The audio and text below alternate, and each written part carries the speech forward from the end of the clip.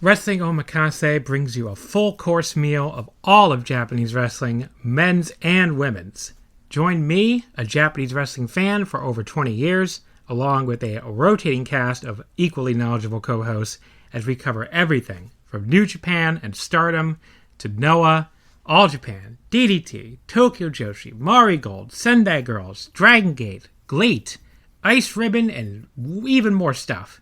If you're a fan of Japanese wrestling and you want coverage of the entire scene in one podcast, check us out right here on the Voices of Wrestling Podcasting Network each and every week. Get us wherever you get podcasts today. This podcast is a member of the Voices of Wrestling Podcasting Network. Visit voicesofwrestling.com to hear the rest of our great podcasts, as well as show reviews, columns, opinions, and updates across the world of wrestling.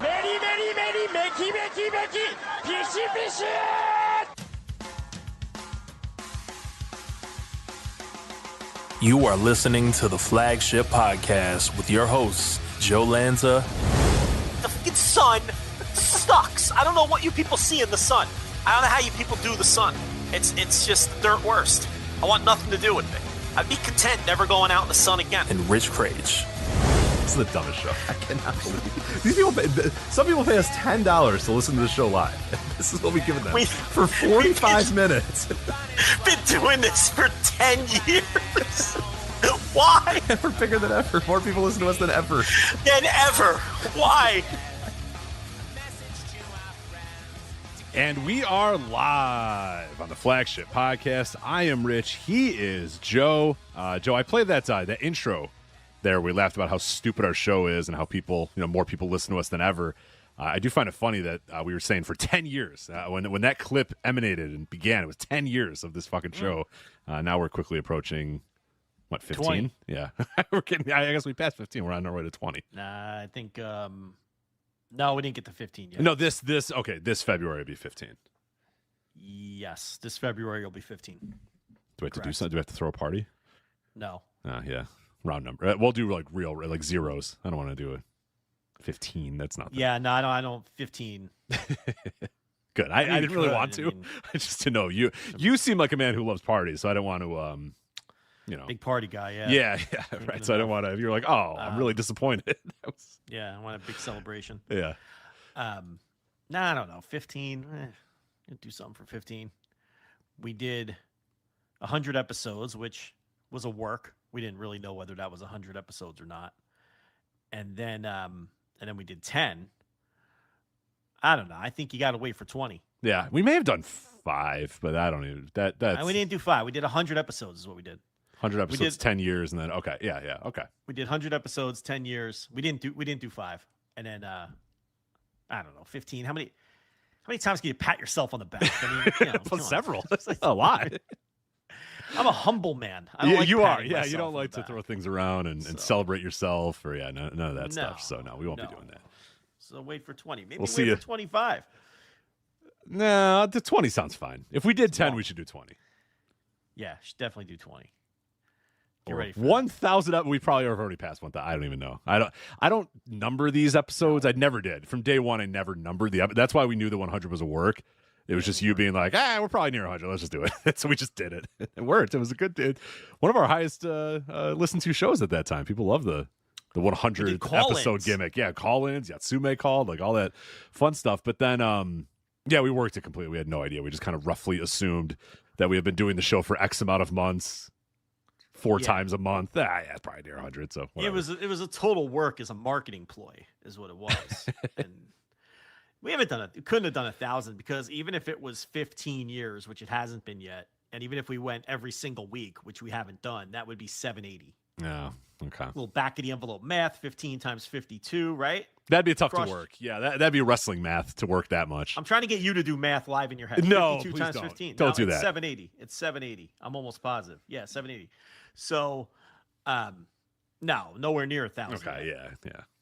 Not even years. It wasn't not even adding a week, couple. Yeah, it wasn't even always every week there for a while. So and then even with some we've only done 2 in a week, maybe 4 or 5 times. So, probably not even. maybe 700, probably around 700, something like that. Yeah. All right. Well, That's terrifying. Terrifying. think about that. Think about how many. 700. We should just do hours. We've eclipsed 1 million hours of talking to each other. Well, I mean, then you have to do all the non-flagship. I mean, it's 700 shows times a straight 3 hours, and really, it's well over a 3 hour average because a lot of the early shows were like 4 hours, 5 hours. So let's do 700 shows times 3.5 hour average. That's about 2,500 hours alone. And then you have your instant reactions, your instant reaction lives, your other, wacky Deep paywall dives, shows, all and that deep stuff. dives and everything else. So you're probably looking Hall at of over Fame season, for God's sake. Hall of Fame season. Oh my God. So you're looking easy 3,000 hours. That's probably a low estimate. So that's 125 days of audio. That's probably a low estimate though to 3,000. I would think it'd probably be higher than that. Mm-hmm. If you factor in the solo audio, I mean, forget it. I mean, now you're, so yeah, it's a lot of hours, a lot of hours of talking. So, let's celebrate 14. Let's do a 14-year celebration. There you go. Yeah. See, everybody always does these cute, zeros and fives. Yeah. Let's change it up. We'll do a 13-year anniversary. How about 14-year celebration 4 months after the fact? right. To just make no sense whatsoever. That works. But look at all the life changes in those 14 years too. Just absolutely insane. Yeah. So fucking wives enter the scene, children enter the scene, bunch of dead pets, all kinds of shit going on. Dead over pets, dead parents. 14 years. Wives. Yeah. Baby. Unbelievable. Acquired children along the way. Yeah. Yeah. Two more Rams Super Bowls, one victory.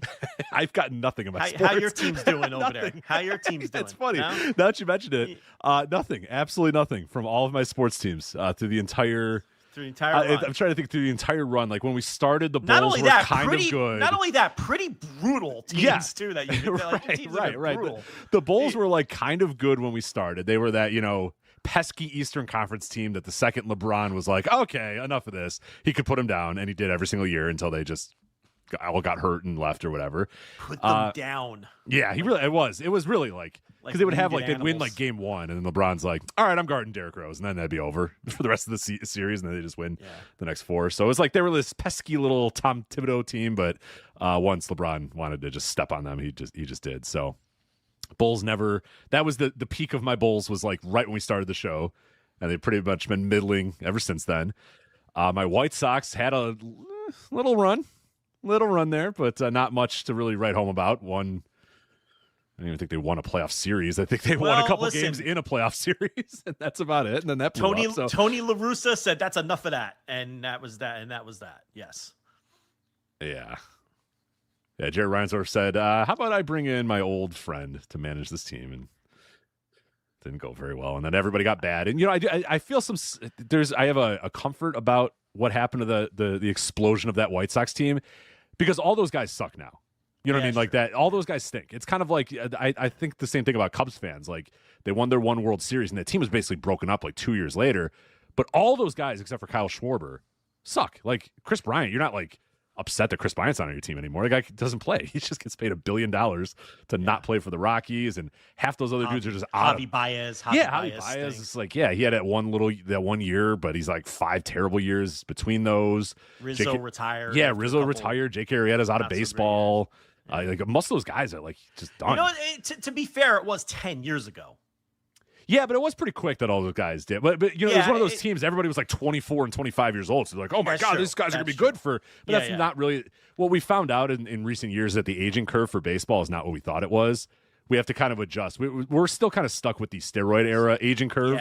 Where it's like, I'm good in my 20s, and then I'm good in my 30s, and then I might still be good into my early 40s. And it's like that's not normally.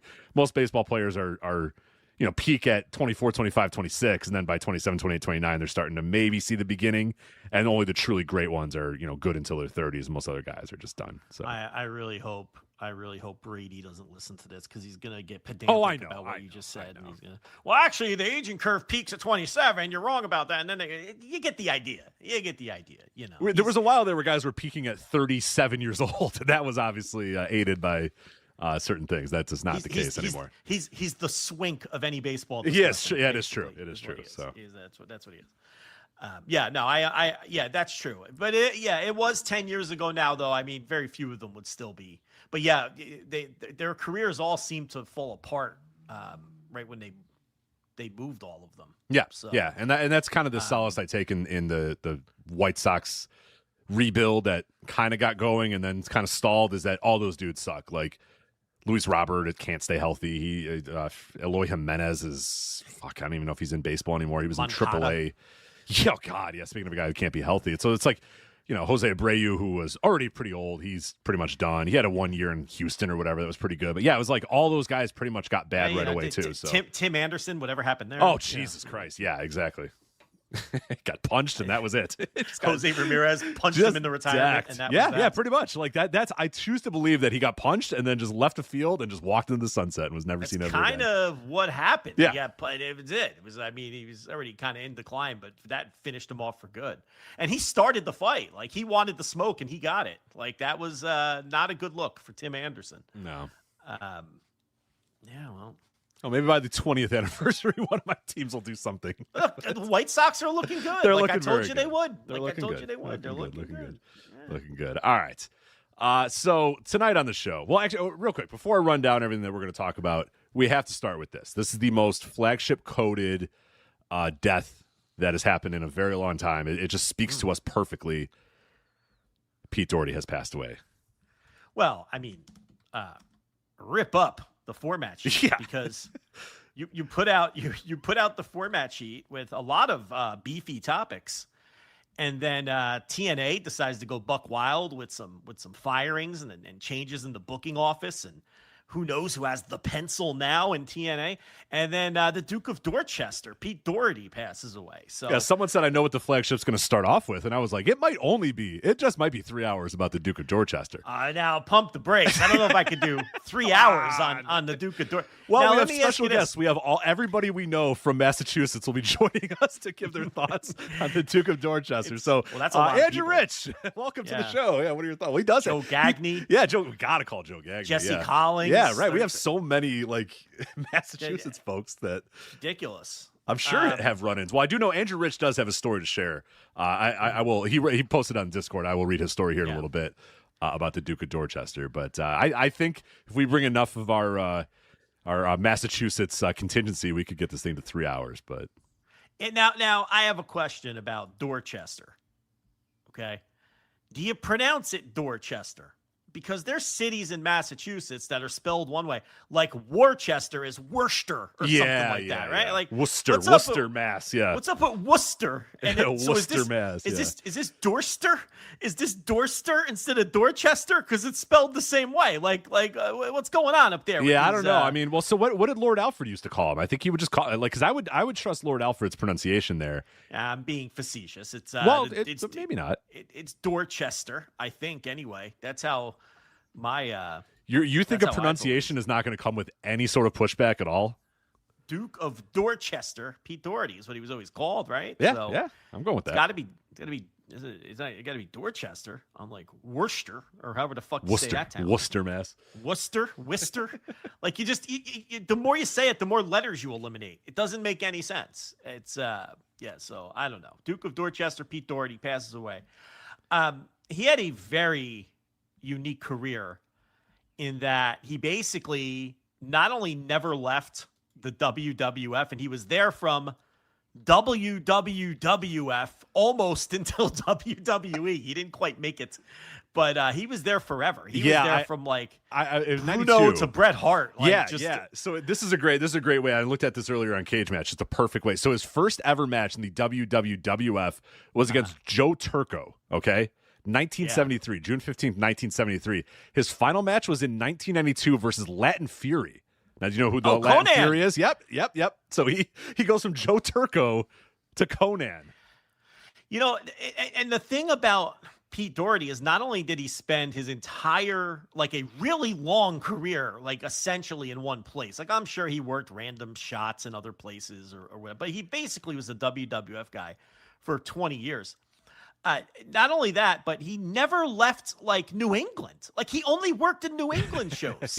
Like it's like in Providence and Boston and yes. but never like Worcester. He was in Worcester. Yeah.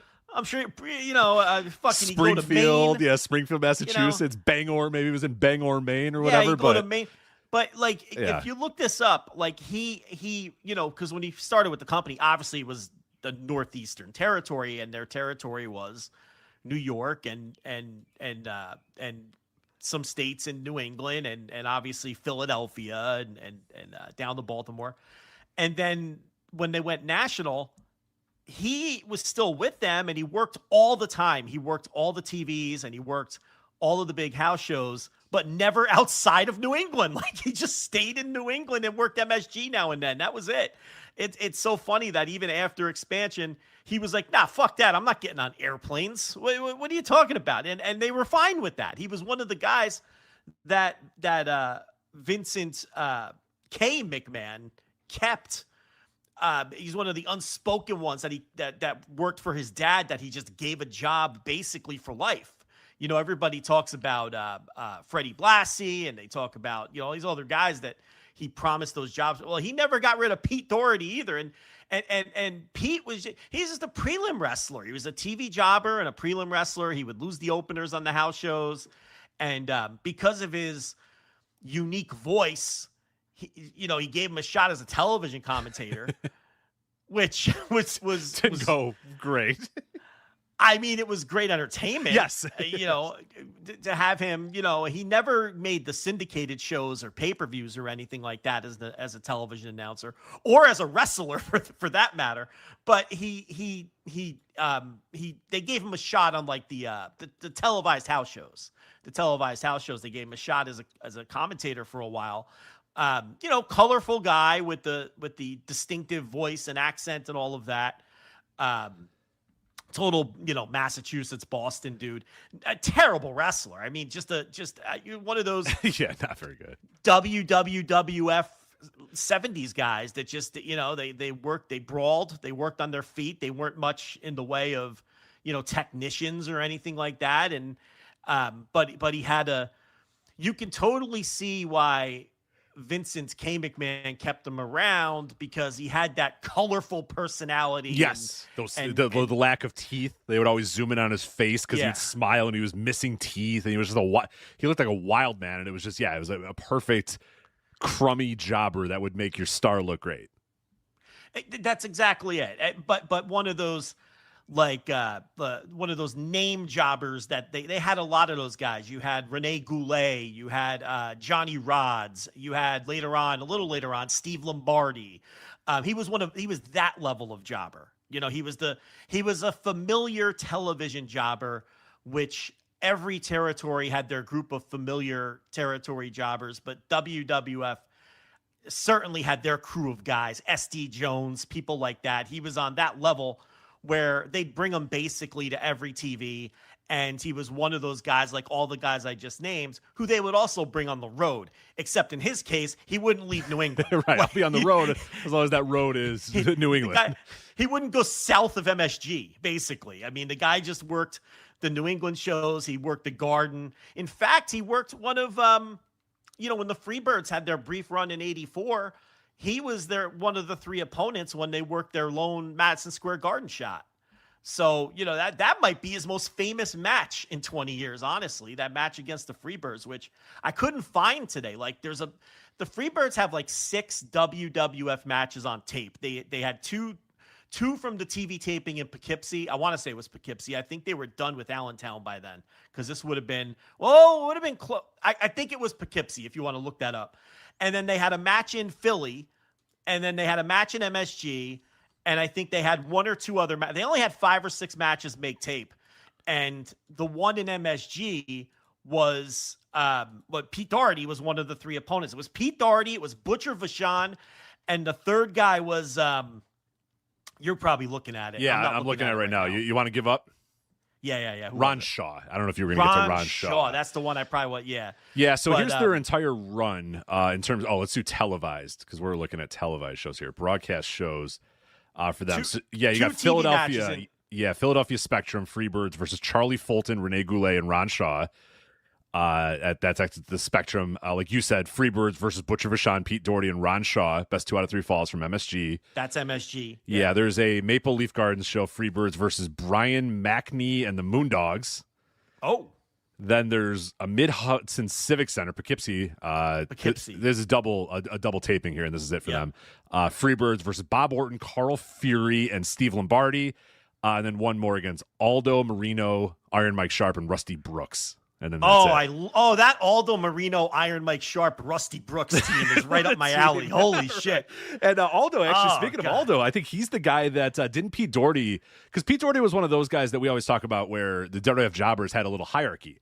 And if you were a name jobber, you would sometimes beat the underneath jobbers. And I want to say that Pete Doherty had like a 200-match win streak where he it wasn't that long, but a bunch, like 30-match win streak over Aldo Marino. Like they would do the loop and they would open a show with Aldo Marino, and he'd always beat Aldo Marino. That put him on like a little higher level than that. I love Aldo Marino, Mike Sharp, and Rusty Brooks. I mean, that's such a great team. A 1984 distilled in the best way possible. That trio right there. That's a great trio. So you're right. What you would have is that basically that group of jobbers I named before was the level of guy who would always lose on TV to the pushed wrestlers, but would go on the road, right? And then what you're saying on the road, if that level of guy would face a lower level, they would beat the lower level of jobber. They would get respect and win those matches sometimes, and they would beat each other.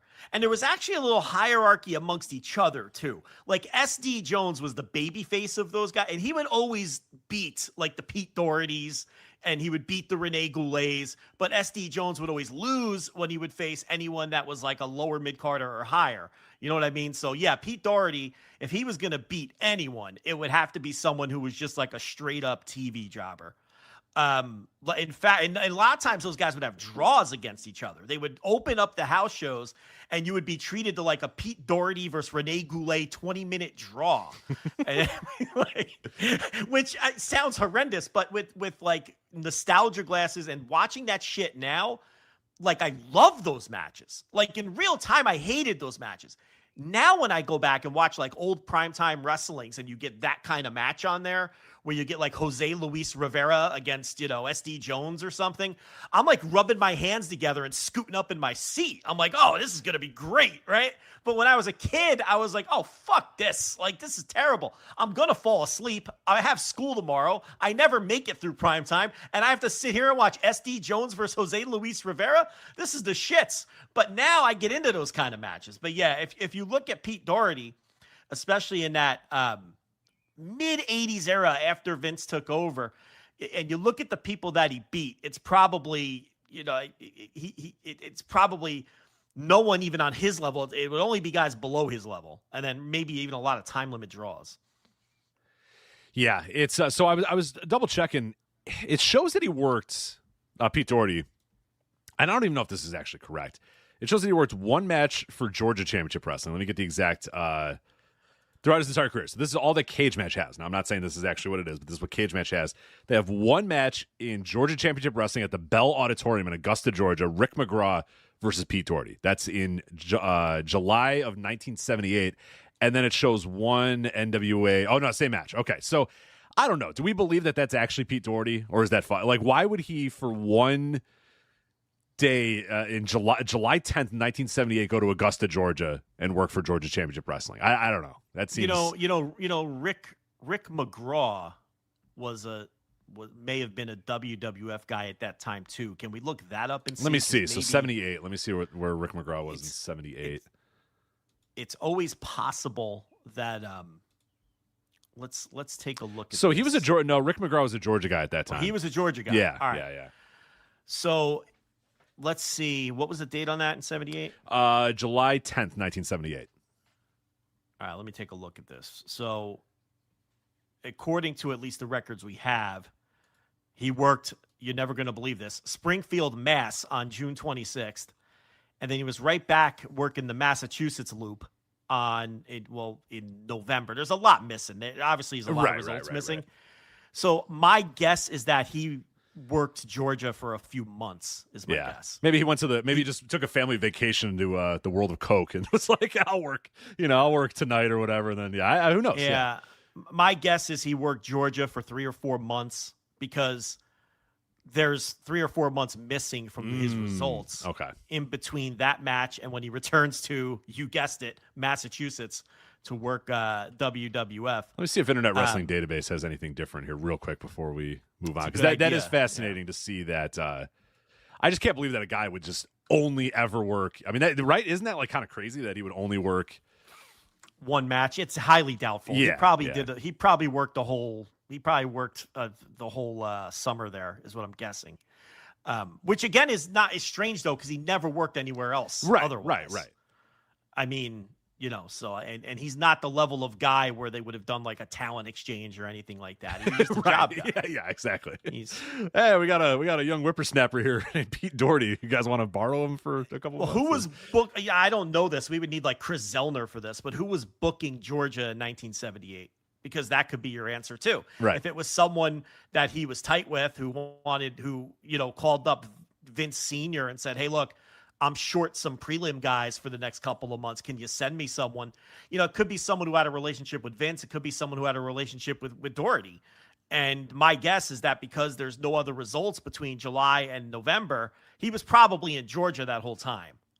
But I don't know. Did you get anything on the other site? I tried to buy you some time. Internet Wrestling Database isn't loading for me. I'm having some trouble getting it loaded, so I'll check again. But I'm sure someone maybe after the show will be able to dig in a little bit more on that. But. I mean, I'm even looking at 1978, and it's the same deal. Even in 1978, he was working with the other guys, like that era's level of guy that we're talking about.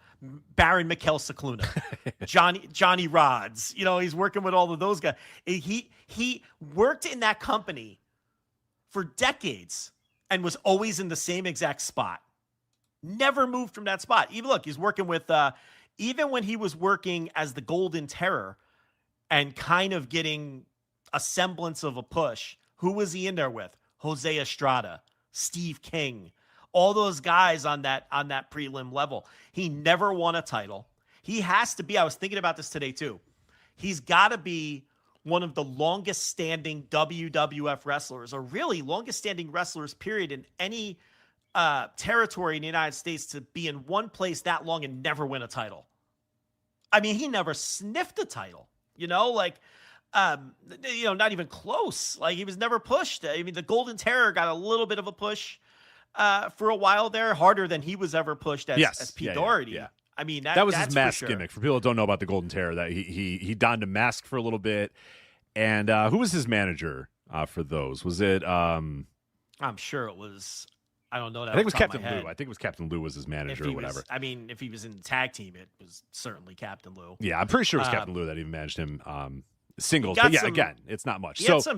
He had some world title matches with Backlund in the Sea Towns as the Golden Terror, not as Pete Doherty. I mean, God, never as Pete.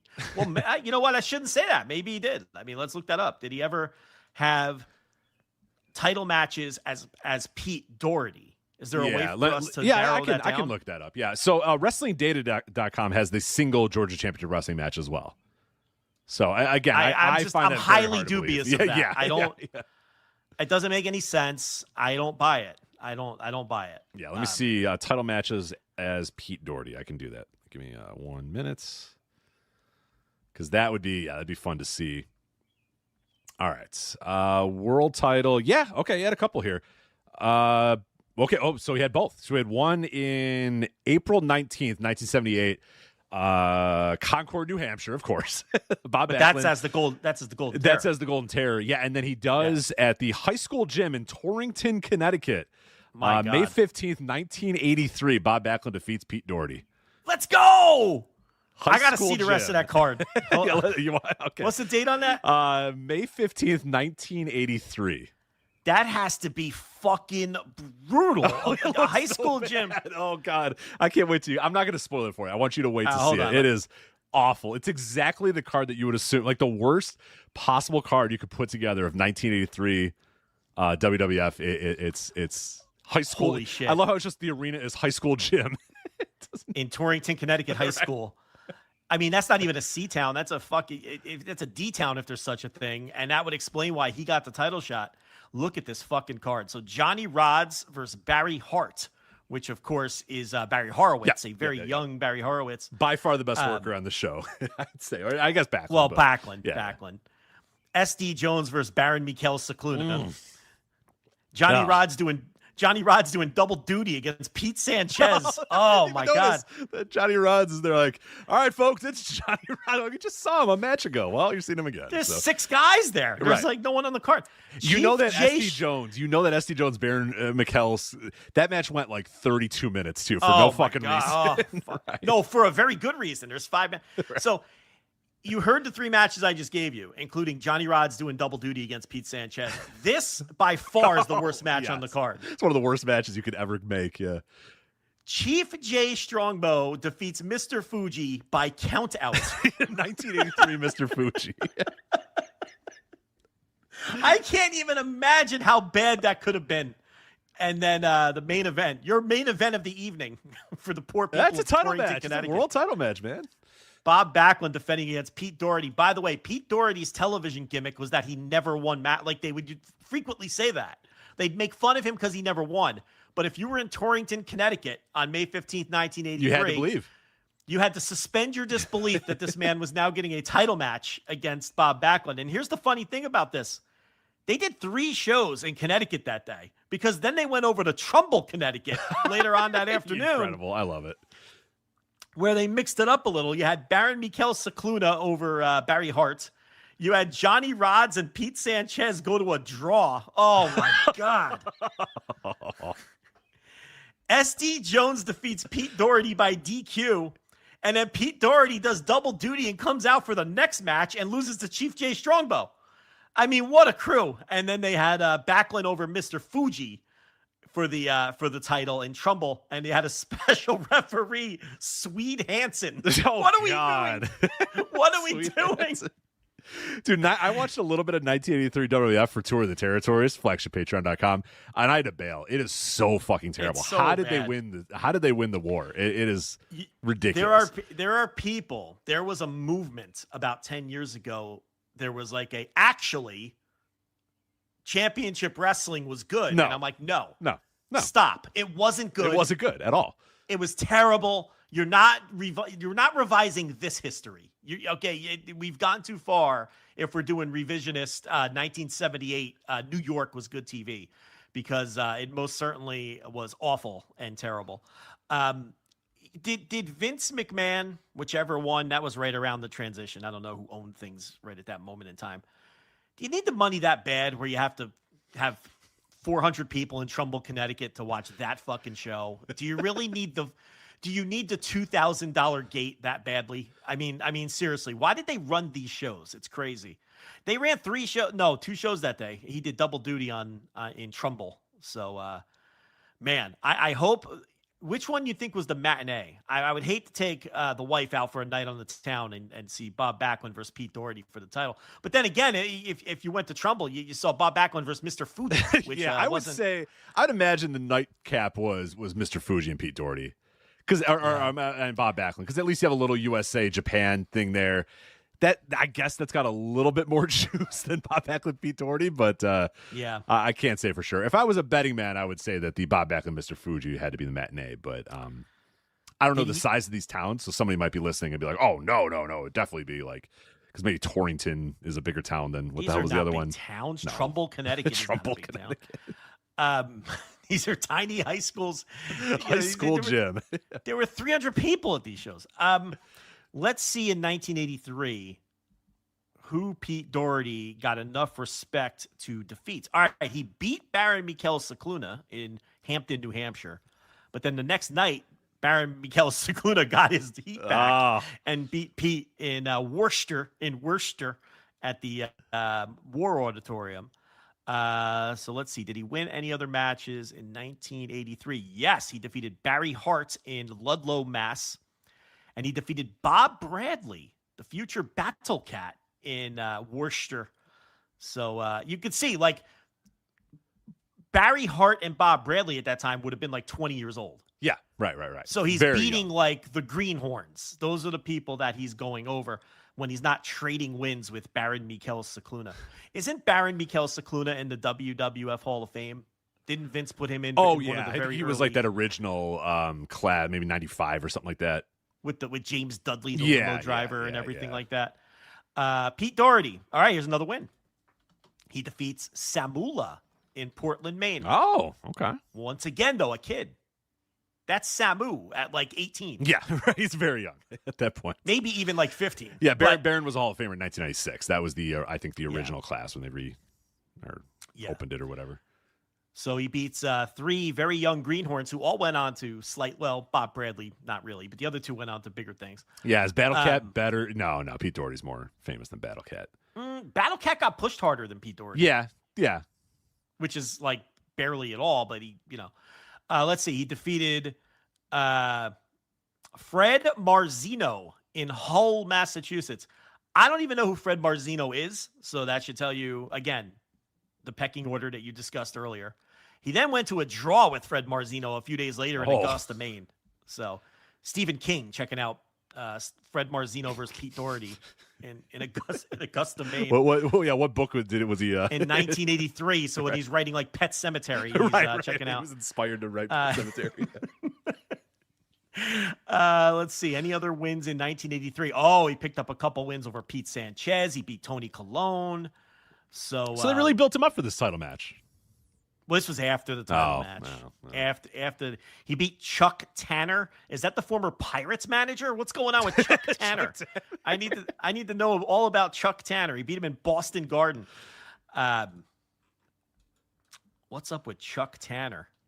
Very short career. Just 1983, it says. WWF. Probably trained with all those guys. Yeah. It's especially in this era.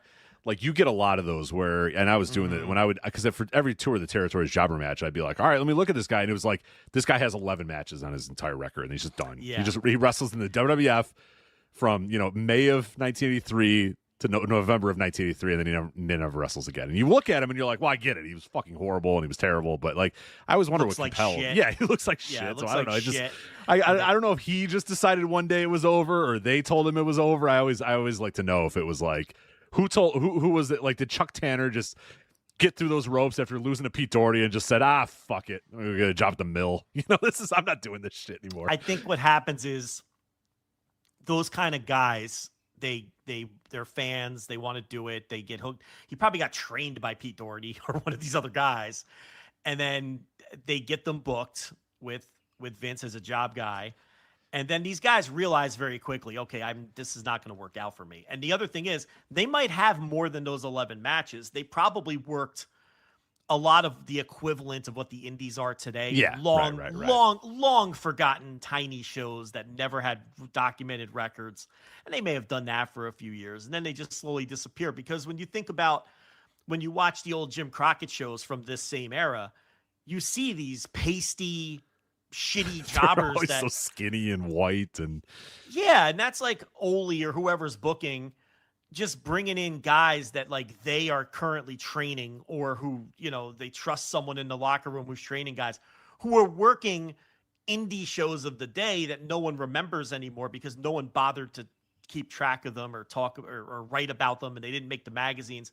So it's like you'll see these guys, they're like one and done. They work one TV match ever. Well, that's not the only match they worked. They were probably just working tiny fucking shows somewhere in the the middle of fucking Georgia, and they got their one big break to do a 8-second squash with Magnum TA, and that was it. That was their 8 seconds of TV time that they ever got in their lives. So every region had those guys, and somebody like Chuck Tanner is probably Dominic DiNucci probably trained that guy and said, hey, Vince, I got the new guy for you, and he fucking, and good kid. Yeah, and then good shows up. He kid, looks like good shit. kid. Terrible gear. Looks fucking awful. Can't do anything. And can't work. Right. Sometimes you're Mick Foley and Shane Douglas, and then sometimes you're Chuck Tanner, right. And you just fade off into fucking nowhere. I mean, that's what these guys are. So, 84. That's right, people. Settle in. I'm going through every fucking year. You didn't think we could go 3 hours on Pete Doherty. Let's remember some 1983/84 guys. Let's go. I'm curious who they let him go over. You know, I see he lost to Eddie Gilbert in Boston Garden on February 11th. Eddie was. They treated Eddie quite well there. In he got a little push, and he did the broken neck angle, and then he, but early 84, it is right before Gilbert left. Pete Doherty defeats Mr. X in Taunton, Massachusetts at the Taunton Fieldhouse. Do you know who Mr. X is, Richard? That I don't know who Mr. X is. Danny Davis. Oh, okay. Danny Davis, the evil referee, Danny Davis, who actually had some pretty good matches as Mr. X. He has a really good match against Lanny Poffo, I want to say, in 1986 in, I forget the city, but it's all over YouTube. Decent little worker, Danny Davis, before he did the referee gimmick, and then that turned back into a wrestler. And then back into a wrestler, yeah. So let's see. He had a draw with Rene Goulet in Coventry, Connecticut. And, of course, I'm skipping all of his losses. He loses to the likes of Jose Luis Rivera and Sal Balomo. So those other guys, he's losing to the other guys on his level. Let's see. No wins. He loses to Terry. Remember they brought in Terry Daniels for a while? Terry of course. Daniels. Yeah. A draw with Fred Marzino. He really had a nice thing going. I told you, him and Fred Marzino had a nice little run there. So he defeats Rudy Diamond in Boston Garden. Again, I am not familiar with Rudy Diamond. Well, let's look him up. Let's look up Rudy Diamond and see what's going on here. All right. A little bit longer of a career than Chuck Tanner. From Boston, Mass. He has a MySpace. I don't know if it's still active. They work a little Stampede, Rudy Diamond. Yeah, so he actually, this guy had a little bit of a career. So Yeah, starts out in WWF. He goes to ICW in Maine. I'm not familiar with that. Savoldi's, the Savoldi's. Oh, that's right? that. Oh, yeah. Okay. Again, they may have trained Chuck Tanner for right. One or the other. Then he does 86 Stampede, which is not really the spot you really want to be in. Goes back to the WWF for a little bit. Does a little bit of AWA and then does some stuff in Canada, and then he's basically done by 89. But longer career. He was in the King of the Ring first round matchup. King of the Ring 1986. Foxborough, Sullivan Stadium, Foxborough. Oh, yeah, that's right. The first King of the Ring. Yep, loses to Pedro Morales in that match. So in the first round, I assume. Yes. This fella. Rudy Diamond did not make it through. He did not advance. No, he did not advance.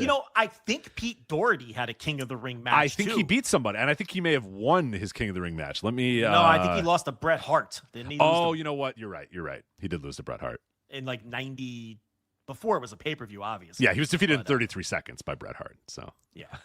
Damn. So other action for Pete. Again, that's what he had, that MSG match against the Freebirds. He lost to David Sammartino a bunch of times. So I'm looking for Pete Doherty's biggest win. Let's go to 85. That's right. We're doing every year. Pete Doherty beats Mr. X again in Providence. This man literally never left. I love it. It's great. He's in bed every night. Such a unique career from that standpoint. Hey, he did Saturday Night's Main Event. He lost to Junkyard Dog on Saturday Night's Main Event. How about that? There you go. He got a little NBC action on the first Saturday Night's Main Event. That's what I'm saying. This man's more famous than Battle Cat. He's more famous than Battle Cat, yeah. I'm just saying, like, Battle Cat got a bigger push, yeah. Like, because he got a little TV push for a while. Pete Doherty never got a TV push. 86, he loses to King Tonga. He loses to Bruno Sammartino at King in that same show, that King of the Ring show in Foxborough, non-tournament action. He loses to Bruno Sammartino. He lost to Dick Slater in Boston Garden. Rebel Dick Slater took him out. No wins, no listed wins, at least for Pete Doherty in 86. He lost to CV Afi. He lost to Coco Beware, Paul Roma, who was a jobber at that now time. He's getting pretty long in the tooth, and a bunch of new guys are coming in. A bunch of new guys that are pretty good too are coming in. So no more Baron Mikel Ciclunas. He's now working with like Paul Roma. Yeah. It got real good. It got much better here in 86. So now in 87, he's just getting beat like a drum on TV. He was on TV basically every week. Jerry Allen defeats Pete Doherty by DQ in Boston Garden. He's not even beating Jerry Allen in Boston Garden anymore at this point. He did defeat Pete Doherty he defeated Lanny Poffo in Boston Garden in September of 87. So he got a little more respect when he worked Boston Garden. Do you notice that? They would fun. put him over sometimes. Man, It had so much more life back then. It was just, I don't know. I don't want to be it used to be better guy. That's fine. I mean, look at this. That's another podcast, but it used to be better. It used to objectively be better. 88, he beats SD Jones in, guess where? Boston, Mass.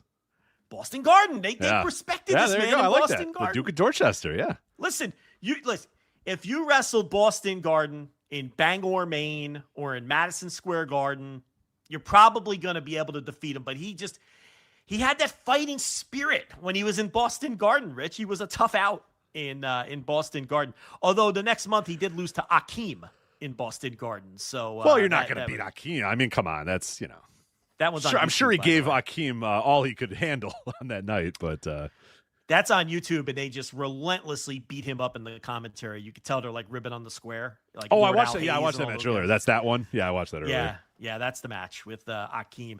89, he's really winding down. Nothing there, and I mean now he's wrestling guys like Rick Rude. I mean the eras that this man went through in the company is very notable. Oh yeah. Like I said earlier, like if you look at the first couple I mean, listen to some of these names that he started off with in the WWF in 73. Yeah, it's like Joe Turco, Ricky Sexton, Juan Caruso, Pancho Valdez, Mike Pappas. Like we're a total new generation of guys. And this is what we always say too about why it was better and it kind of stinks now is these guys were just gone. They'd cycled these guys through. In a couple years, none of these guys are around anymore, except for Pete Doherty. He remained. But, like, we just went through it there.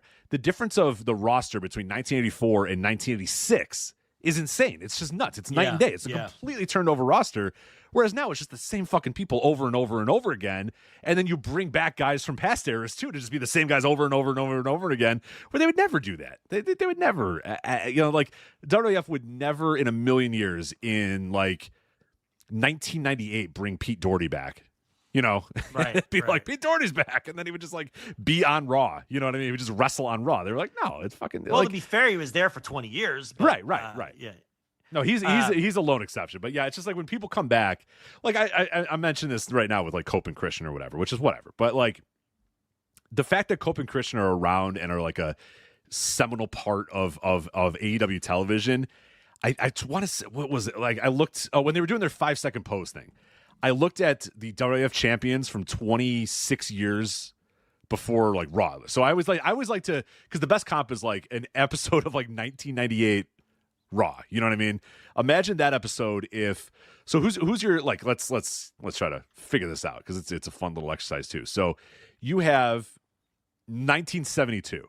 So think of a WWF tag team in 1972 being an integral part of Raw's War in 1998. Like the Executioners or whatever, like show up on. I'm trying to think of who's your like dumbest, like what's the stupidest tag team you could think of from the WWF in like 1972. Let me try to find some here. A stupid tag team, or just maybe the champions, the WWF tag team champions. Right, but your point is, would they be around? And no. All right. It'd be insane that like you would have. Let me see. You could see Rene Goulet and Carl Gotch show up on Raw's War. Rene Goulet and Carl Gotch like show up on Raw's War, like interrupt a New Age Outlaws segment. They were the tag team. That would have been awesome. Are you kidding me? Okay, maybe you're right. Rene Goulet and Carl Gotch come out to challenge. That would have been incredible. Okay, all right. Well, now we know how Rene Goulet got booked in New Japan. Now it all makes sense. Right. 1990. Mark Young defeated Pete Doherty all over the loop. Do you remember Mark Young? Mark Young. Not really. He was Chief Jay Strongbow's kid, but they obviously didn't tell you that. They didn't want him to have an Indian gimmick or anything like that. He was super athletic, like ahead of his time. Like if he came around today, he'd be doing flippy doos and everything. And he would like, as part of his act, he'd do like break dance during his entrance and all of this. He only lasted a couple years, but they seem to have big plans for him. And he just one of those guys that just flamed out, but he was getting pushed right around that era, 89, 90. Let's see. Okay, here is the biggest win of Pete Doherty's career. July 14th, 1990. Pete Doherty defeats Haku in the Boston Garden. Oh, wow. There it is. That's the ultimate in respect. 1990? I mean, somebody had to have distracted Haku, right? There's no way Haku took like a move and got pinned in the middle of the ring, right? There's no way. Wasn't he king of the ring at that time? Or 1990? Yeah, somewhere in that range, or just right. July 14th. When did he beat Harley Race at that Royal Rumble? Was that 89 or 90? I thought that was 89, but let me double check. That's right before the Colossal Connection. Man, yeah. All I'm saying is July 14th, 1990. Haku is a pushed commodity. Is what I'm saying. Either way, whether he's king of the ring or not. No, 1990, I think. So he was actually, Colossal Connection was 89-90. So I guess he may have still. That was after. Oh, you know what? That was after Colossal Just after Connection, it. Just after it. Okay. So maybe he was maybe they were winding Haku down, but that's still a big upset. No, well, that's like before he teamed with the Barbarian and everything. He's still like, he's not on his way out because he teamed with the Barbarian in 1990, right? 91 he teamed with Barbarian. Yeah, so I don't know. Maybe they were doing a brief, maybe they're doing a brief Haku loses a bunch of matches. So he would have been between the Colossal Connection and the team with the Barbarian. Yeah. You know what? Now I got to know what Haku was doing in 1990. Let's see. 1990. Pissed somebody off and they cycled him down for a couple months, or 1990 Haku. Let's see what was up with Haku at this time. All right, so Andre was just out of the picture because they had handicap matches where the Ultimate Warrior was facing Haku and Bobby Heenan on the road. Heenan was obviously stepping in for Andre, right? So and then he was beating people like Jim Brunzell, Brady Boone, Shane Douglas on the house shows. And he loses to Pete Doherty in July after beating Shane Douglas and Jim Brunzell around the loop. In fact, I could tie this into me. My first ever wrestling show, I saw Haku defeat Jim Brunzell. That was the first wrestling match I ever saw. Meadowlands. Live and in person, or the first wrestling match ever that you saw? First wrestling match in person. Okay. Because you were watching that TV I ever before saw. that, yeah. Oh, yeah, many years. But the first show I ever went to, the opening match was Haku versus Jim Brunzell from the Brendan Byrne Arena in East Rutherford, New Jersey. And it was during this Haku run that we're looking at. So anyway, this was post Andre. He's beating other job guys in the opening match of house shows. He's beating Jim Brunzell. He's beating Shane Douglas. He inexplicably loses to Pete Doherty in Boston Garden. It just had to be the Boston Garden thing because he immediately goes back to beating Dustin Rhodes, Jim Brunzell, Barry O on the house shows. So they did a little gimmick in Boston Garden, and they had Pete Doherty beat Haku. How about that? They really protect. Yeah, they really. We've kind of found out here how much they protected Pete Doherty in Boston Garden, and then on July 4th they said, fuck it. It's the Independence Day holiday. Go out 14th. Oh, the 14th. All right. Well, we're still in the afterglow of the Independence Day holiday. Go out there, kid. Win one for the Gipper. Go out there and win your. That's wild. I have to imagine there was some sort of distraction or something going on. There's no way Pete Doherty hit his move. Rolled them up and grabbed the tights. I mean, because he didn't win every match in Boston Garden, but he won. That's usually where he would win when they would put him over. Right.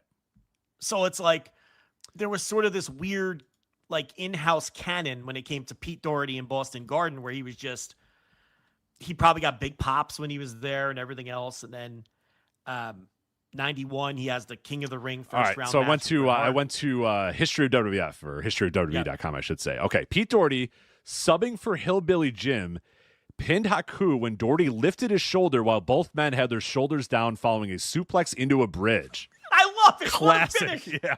That is the classic finish. Like Haku thinks he won. Yeah. Puts his hands up in the air, and then the referee goes, no. He's the winner. And then the fans go, he lifted his shoulder. Right. Then he does the shoulder thing. He points to his shoulder and says, up, shoulder up. Yeah, like, right. I'm doing it. You know what I'm doing. I'm doing it right I know. now. The shoulder, Haku, the referee, the shoulder up. Yeah, it's Earl Hebner or whoever being like, no, shoulder's up in the air. Now, that's Boston Garden. Is that on tape? That might be on tape. 1990, though, maybe not. Yeah, I don't know. Maybe I don't know. That's a little late. 1990 is a little late. Boston Garden, like 86, 87, those all made tape. 90, I don't think it did. That's a shame. I would love to see that match. I would love to see that match. And then just the announcement to the crowd that the man from Dorchester, Massachusetts, the winner of this match, Pete Doherty, as the crowd goes, yeah, I love it. God. And he was subbing for Hillbilly Jim, you said? Yes. You can't tell me it didn't used to be better. You can't tell me it didn't used to be better. So, yeah, that's Pete Doherty. Now, did he work? I don't even know. Did he work in the office? I couldn't find anything that said that. It feels like he should have worked in the office. I think he probably just showed up when they needed him, and then think he worked in the office. No, he probably had a normal. He strikes me as a guy who just had a normal ass job. Like I was looking at his obituary earlier today, and let me see if I can find it. And it just said he worked for. He was like an electrician. He worked at. Okay, here it is from his obituary. Let me see if I can read it here. Oh shoot, this isn't the official one. This is a site that's aping off of here we go, Casper Funeral Home. There he is, Pete Doherty. Okay, so Peter was guided. Isn't it sad that there's obituary aggregators? I know, it's fucking ridiculous. It's absurd. It happened to my dad, and I was fuck, like, man? "What is this?" Like, people found my dad's thing, and they're like, "I thought you had a video," and I was like, "I do," and they're like, "Oh, I found it on the website. And there's no video," and I'm like, "Oh, Jesus, no," because this isn't. You found it on some aggregator, fucking funeral sites, or obituaryexpress.com, and I'm like, "What the fuck is this shit? Like, what are we doing?" So disrespectful. God, it's ridiculous. Okay. Yeah. Pete Doherty passed away at Beth Israel Deaconess Medical Center in Boston on June 16, 2026. Right. Peter was guided by a generous spirit that touched everyone he met. He attended Hyde Park High School. One sec, I got a Hyde Park High School. Why would I need notifications on an obituary? Like, I'm on this obituary site and it says, "Do you want notifications?" No. Why would I ever need? Here's the thing: a notification. There's not going to be any more updates on this person. So right. What are we notifying? I don't need notifications on everybody who passes away, or more on this man's passing.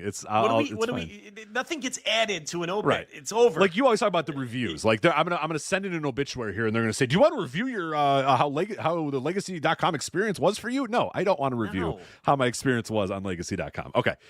He attended Hyde Park High School, proudly served his country in the United States Army, and later earned an associate's degree in business from Newberry College.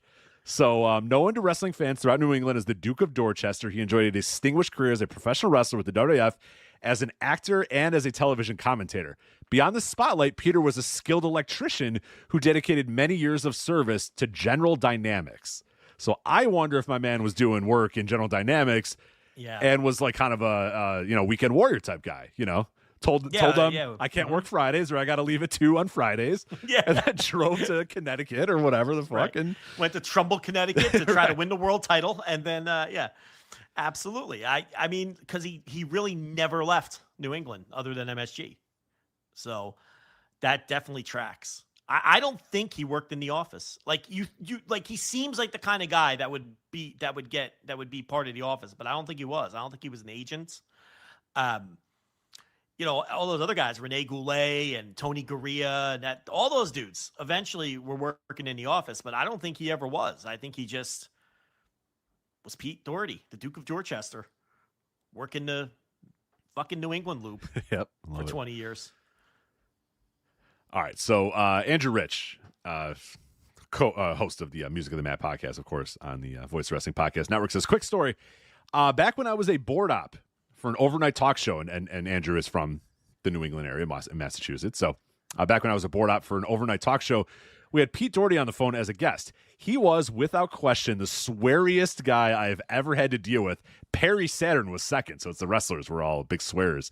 I had to ride the dump button like I was flying a bomber during World War II, constantly juggling between hitting the button, at least until the dump ran out and I had to wait for it to build back up, answering phones and pressing the buttons on the board to go in and out of commercial. After it was mercifully over, I said these 2 magic words to the host: never again. So the host is like, let's bring on the Duke of Dorchester here. And he's just like, what the fuck's going on here? Yeah. And I was watching some of his shoot interviews, and he was a sweary man. He was a man like to swear. If you're going to book the Duke of Dorchester, Pete Doherty, you have to understand that he's going to work blue. I mean, there's got to be an understanding there. You got to expect it. But that's a little rough when you're on FCC-controlled public radio. Yeah. Look, seriously, though, one of the great characters of that era of wrestling, and you can't The Duke of Dorchester. Anybody who's watched wrestling in that era knows exactly. When you say Duke of Dorchester, they know exactly who you're talking about, and they can visualize him exactly. He's the kind of guy where if you have an uncle or a grandfather who used to watch wrestling, right, they remember him, even though he never won. He's one of the guys that they would like remember because he was a very memorable character. And the thing is, it was almost impossible to watch WWF TV from the early 70s until the early 90s, or to go to a house show in the Northeast without seeing the Duke of Dorchester, Pete Doherty, a constant presence. And obviously, if you were a fan in Boston, forget it. He worked every Boston Garden. Every time they came to Boston Garden, he worked Boston Garden. So, and sometimes that's, won a lot of matches there too. So, definitely a very memorable figure, and what a unique career to just stay in one territory all those years, and not just one territory, one small part of the territory, right. Just for all of those years where he's just a regular. And they were okay with that too. That's the other part too. And they didn't care because we've talked about a couple recent guys that passed away, and a lot of those guys who talk about the house show loop to WWF or whatever, and it was like if you went on the road to WWF, you had to fly all across the town and throw all across the world, and it's like, fuck this, I'm not doing it. Like back in the territory days, you had your little loop in your little area, and yeah, there might have been some pretty long drives if you were in certain territories, and yeah, you do, but like WWF, they were getting on a plane and flying from Dayton, Ohio to Sacramento or whatever to work every day of the year. And the grind was tough. Like guys just decided, fuck this, I'm not going to do it anymore. So for Pete Doherty to just basically be like, yeah, I mean, I'll do everything you guys want, but I'm only going to work. I'll lose every match ever, and I'll win a couple matches here and there, but I'm never leaving New England. And them being fine with that for almost 20 years is pretty wild. But yeah, they were, and I guess it speaks to what he was no good, like you said, he was not a good wrestler at all. But unique look, he had a unique look. No teeth. The voice. Good voice. Yeah, good Boston, Massachusetts voice, and no teeth and wild hair, and memorable enough character. So rest in peace, Pete Doherty. I believe he was 81 years old. That's a good run. 81. That's not a bad run. For the so Jizzle in the chat room says, if there is an update on a dead person, you would want that notification. Like, oh, sorry, that's all right. They're not dead. Yeah.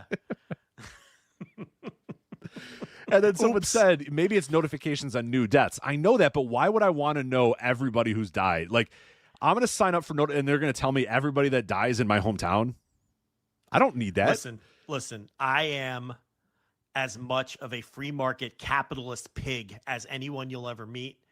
I think obituary aggregation should be illegal. Can we stop aggregating obituaries? I mean, isn't that the step too far?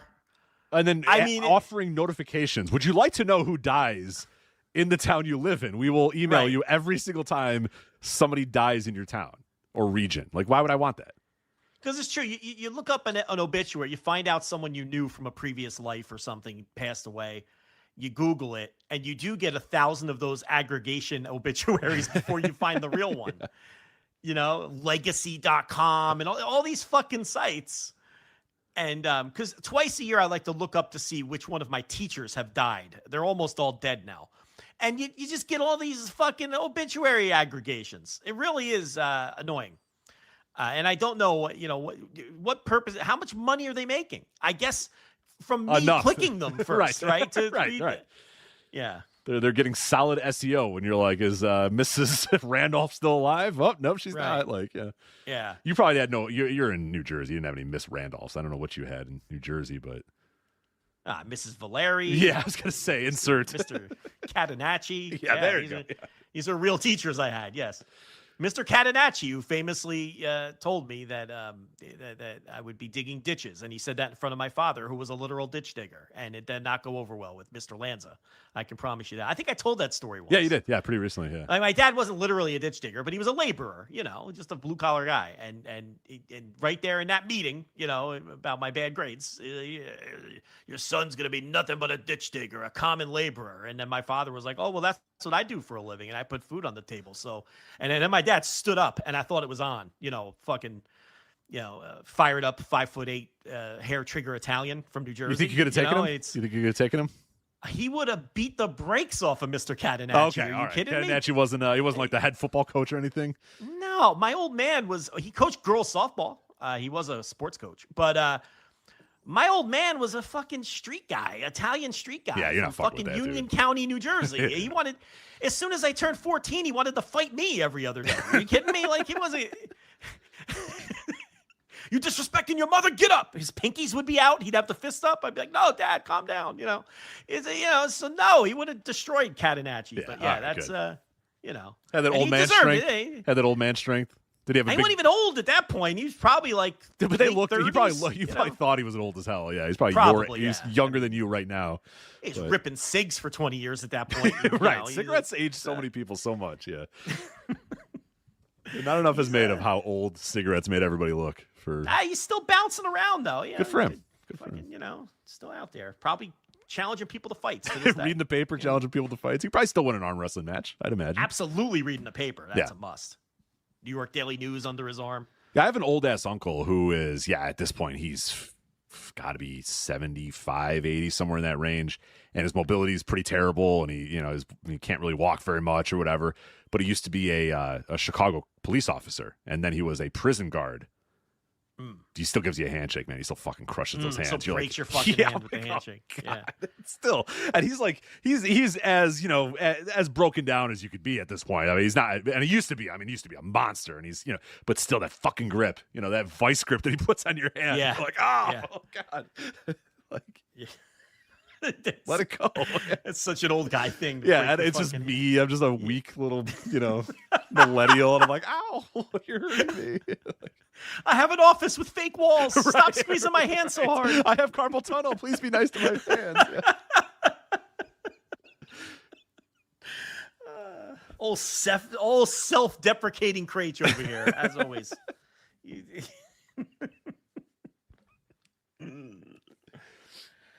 Although my dad, I was able to beat him in a wrestling match when I was about 13. I think that was a humbling for him.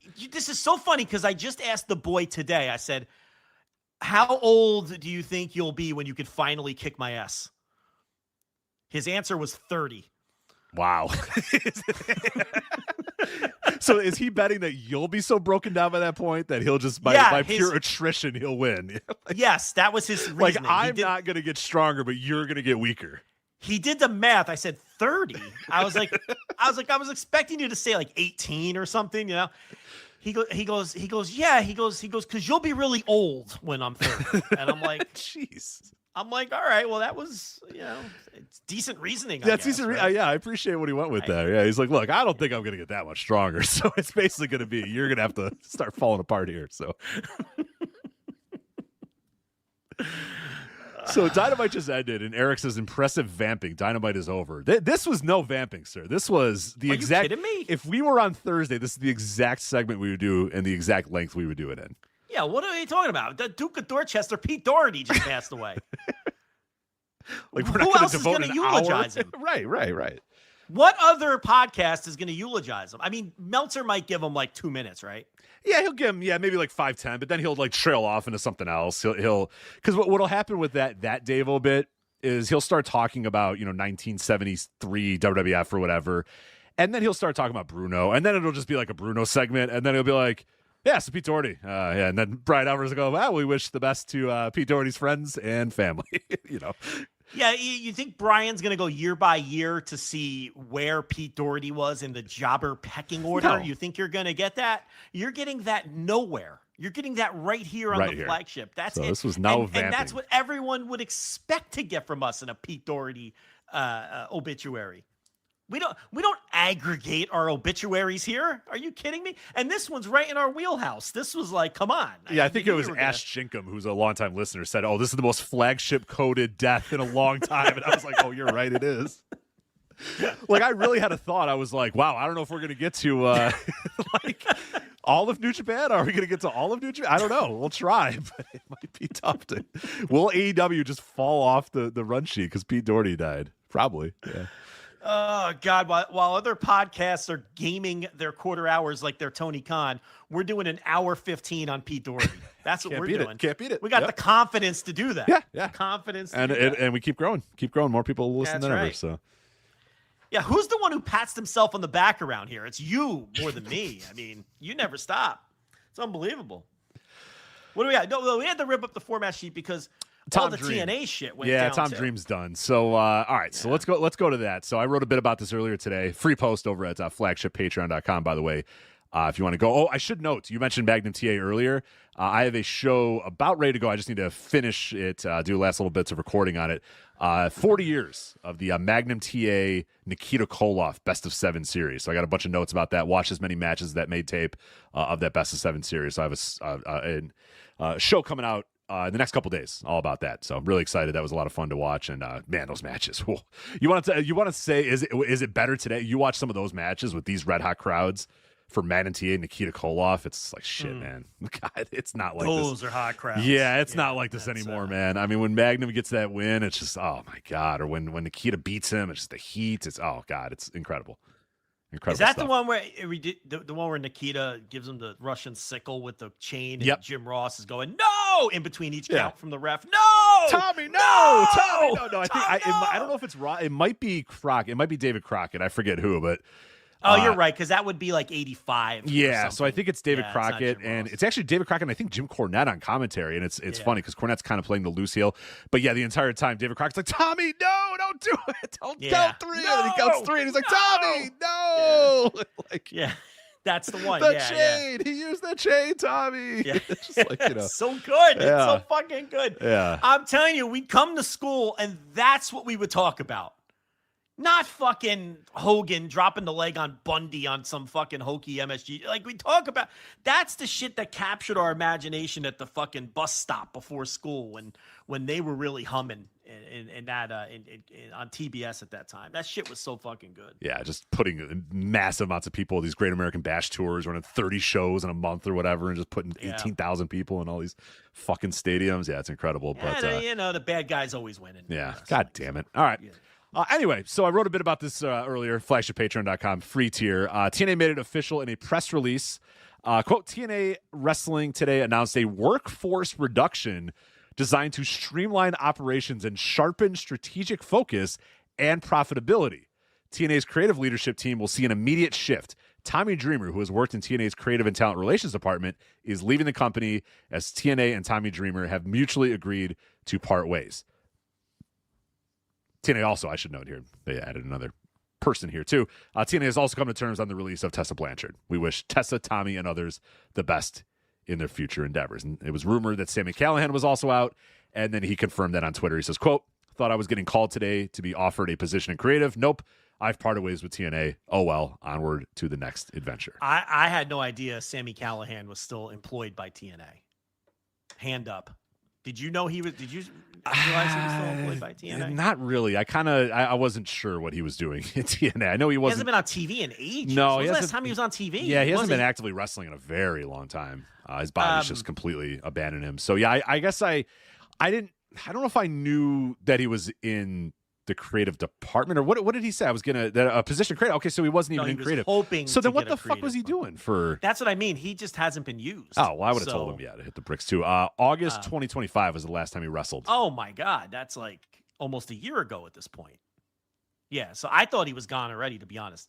Now Tessa, I think they made her choose between CMLL and Correct. TNA, and she chose Smartly CMLL. chose CMLL, yeah. Obviously.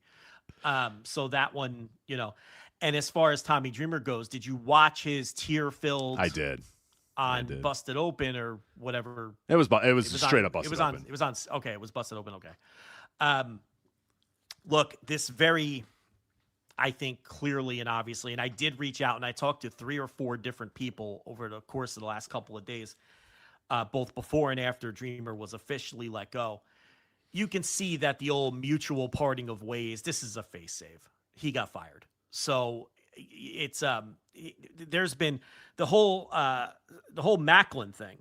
Macklin's biggest issue was with Tommy Dreamer. Okay. And a lot of the people in that company have massive issues with Tommy. Tommy Dreamer was the driving force behind the creative more so than Hunter Johnston, than Delirious. And he's just very bad at the job. He has a track record of being bad at it. OVW 15 years ago, he was awful. horrendous at it. And there were a lot of people in that company who were not happy with the creative overall, and in specific, not happy with Tommy Dreamer. There was another talent who told I don't know if this is out there. Here's a quote from a talent. I'll just leave it at that. Dreamer is legitimately the fucking worst in every way. End quote. Wow. Like, and then wow.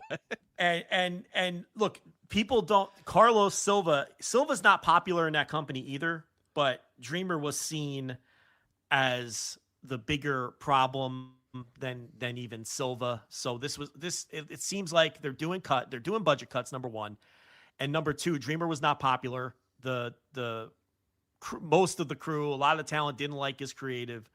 So it all just came to a head today, and he got the axe. I can tell you that the talent really, they didn't really, it's funny because they would have to go to him if they would get an indie booking. And I know for a fact that there were times, and this I know for a fact, I've seen this. There were times where talent would ask Dreamer, I'm being offered this date or this weekend. Are you guys going to need me?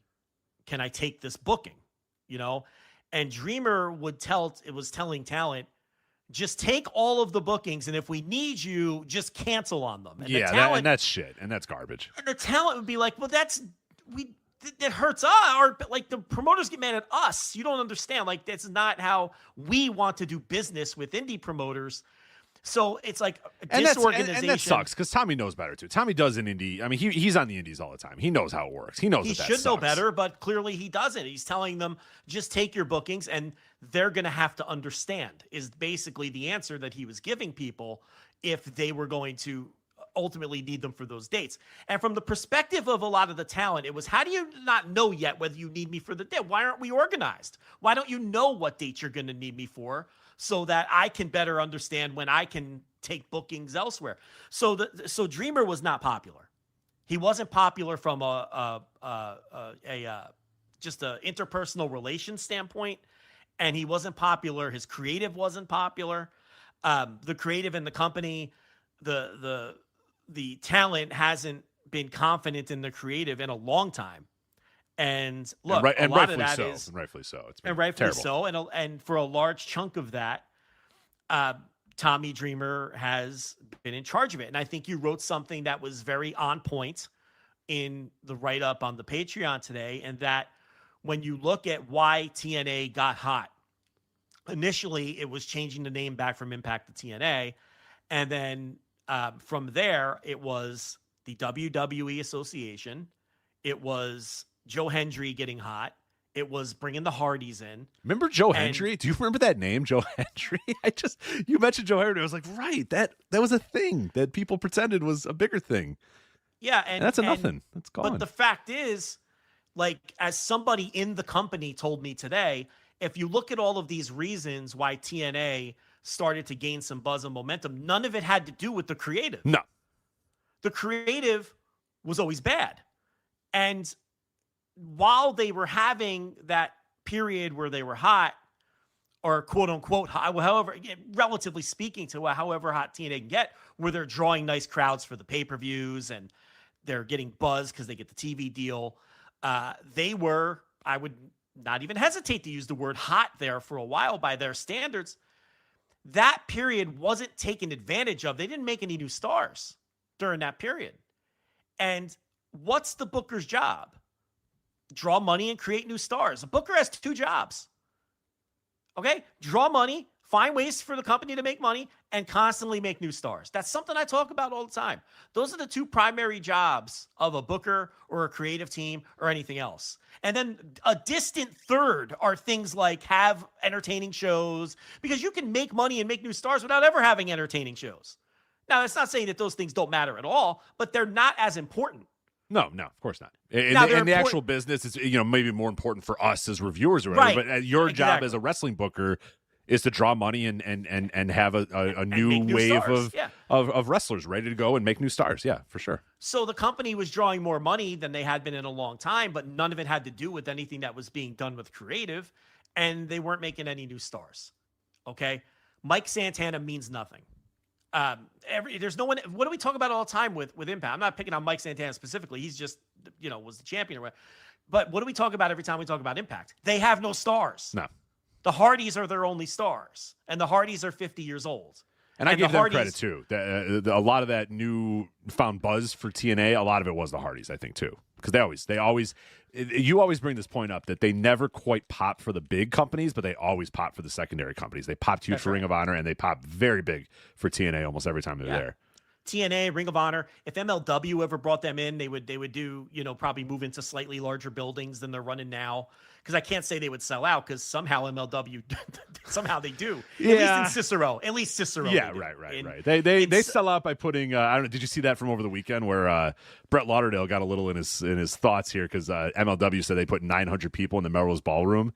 Yeah. And Brett's like, look, I've run the Melrose Ballroom. Yeah. I've been given the exact capacity I'm allowed to have in that building, and I was told I could not have a person over 750 in that building. So yeah, let it be on the 900. But let me be clear: they sell out Cicero. They sell out Cicero. Right. Everywhere else, it's a little dubious. That's true. But the point is, if the Hardys went there, they'd be running slightly. The Hardys do very well on those secondary levels. So yeah, I mean, Dreamer, he just wasn't well liked. He wasn't popular, and there's a lot of wrestlers in that company and who aren't with that company anymore, who just don't like the guy at all. And I think that this reads to me like Silva taking the opportunity, since they're doing cuts anyway, to not only cut off his salary, but get rid of someone who I'm sure he understands isn't very popular either. Right. And and I asked you why you watched Dreamer on Busted Open, because the level of emotion he showed and with the words he spoke, I think it's pretty obvious that the mutual decision was probably, it's like when you fire your head coach who's been there for 13 years and you don't want the press release to say that you fired him. So to help him save face, it's a mutual decision, right? I don't get the sense that this was... He was pretty torn up for a guy who decided he wanted to leave. He didn't want to be there. You're right. And even the way he spoke, he didn't talk about not wanting to be there. He just, it's our relationship is over. I had a discussion with them, and me and TNA decided our relationship is over or whatever. Yeah, it was... It's like when you get dumped, you tell your friends that it was a mutual decision. right. Yeah. We decided it was best for us to break up. Yeah. Right. The reality is she dumped you and you cried all night. And, you're not going to tell your boys that at Buffalo Wild Wings. You know what I mean? But he did cry in front of us at Buffalo Wild Wings in this analogy. So, yeah, look, I'm not making light of it. But the fact is, he wasn't a good booker. He's never been a good booker. And there's, go listen to any of Mike Gilbert's shows. I mean, he talks to people too. And it's like, he talks to more people than me. I mean, a lot of times when I say I talk to people, it's Mike Gilbert that I'm talking to a lot of the time. Like he has contacts. Dreamer just wasn't popular at all and wasn't doing a good job. And he's the reason a lot of people have left the company. So Silva was probably only going to take so much from that standpoint. The question is, where does TNA go from here? Does Hunter Johnston want the big seat? It seems as though his role is more of a bigger picture role. I don't know why you'd want that job. It's the kind of job where you can only fail, in my eyes. I don't think you can succeed in that role. But the big talk is the road dog. Ugh. So I guess that's the next part of our discussion, right? Yeah, for sure. Yeah, and there is some ambiguity on who was the head of creative, because Tommy Dreamer was officially announced as the head of creative in February 2024 when Scott D'Amore left the company, or was again, it wasn't mutual. That one wasn't mutual. They just said they terminated his contract and they sent him packing or whatever. So that was the end of Scott D'Amore. Tommy Dreamer was inserted as the head of creative in February of 2024. Press releases got sent around and all that sort of stuff. And then there's also a couple of websites reported in early 2025 that Hunter Johnston had been inserted now as the new head of creative. But I asked a couple other people, and basically what I was told was that both these guys essentially worked on the show together, and that ultimately it was usually Tommy that had the final say on what was happening. Like you said, Hunter was more of the big picture, long-term guy, and Tommy was more writing off on the day-to-day television. In the weeds. Yeah. So that, I don't know. So then we go now to the possibility of bringing in Brian James Road Dogg, and it's like, oh, okay. Well, that'll do it. Yeah, that'll certainly turn things around, I'm sure. Now, what's the point other than he's someone who has kind of done that job and he's available? There you go. The end. I mean, that's as far as they think. They think, oh wow, you wrote SmackDown. Whoa, great. We have to have you come in then. It's classic TNA thinking. It's like, oh, okay, not thinking, hey, why do you no longer write SmackDown? Oh, I know, because those shows were horrible, and the fucking tissue soft WWE fan base hated your stuff so much that they complained and bitched and moaned so much, and this company, despite the fact that it's run by a friend of yours, fired you. Like, what does that tell you about that guy's skills? He's the only post-pandemic WWE booker that their fans thought sucked. Yeah. Those fans think about that. Like everything. They like everything.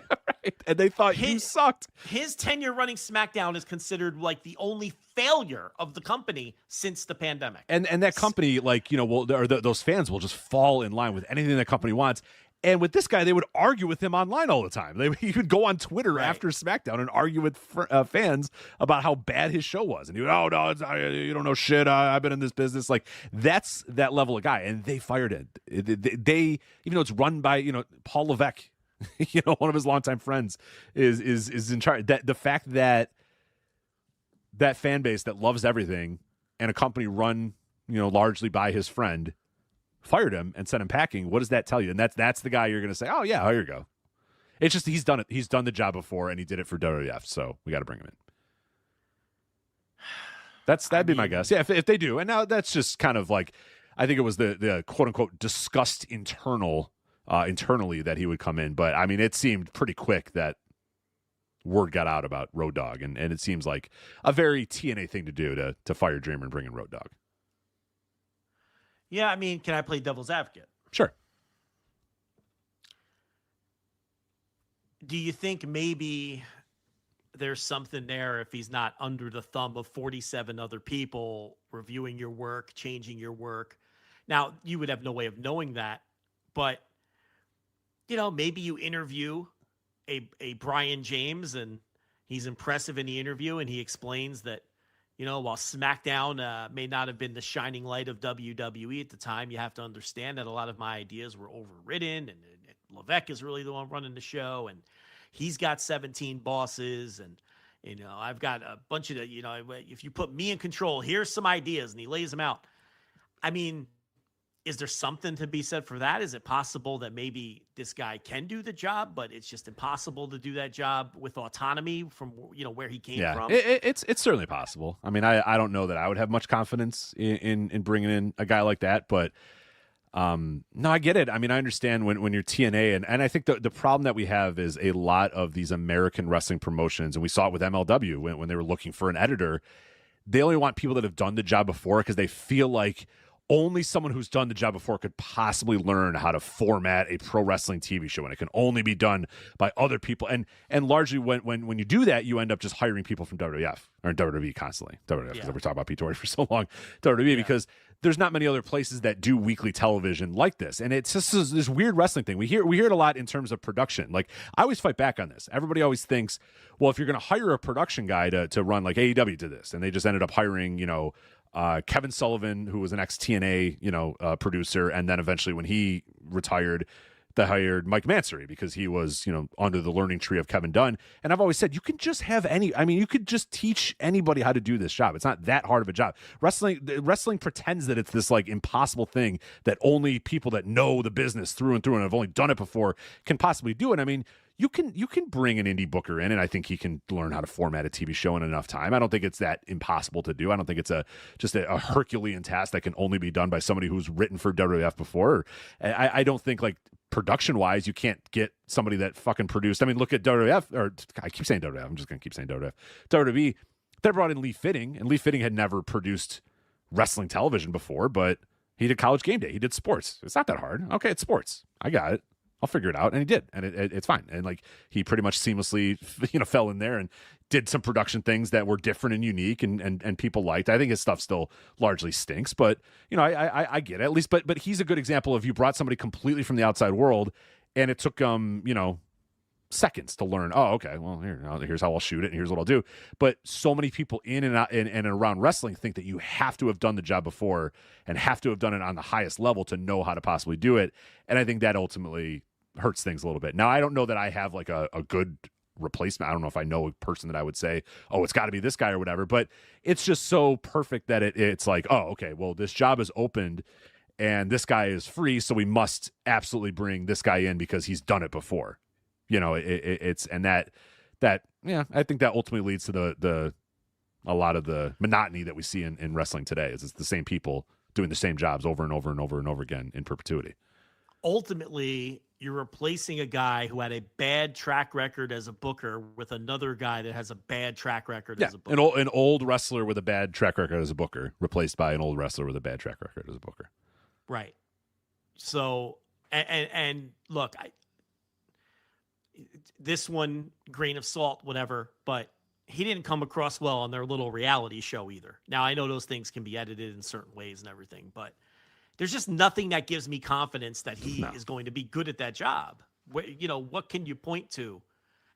And coming from WWE, and that's the highlight of his resume, because they want to hire these people from WWE because it's the market leader, and they think that they're going to bring the WWE way to their company and instill all of that. And I don't know how much that's worth when TNA is already seen as kind of a dollar store WWE as it is.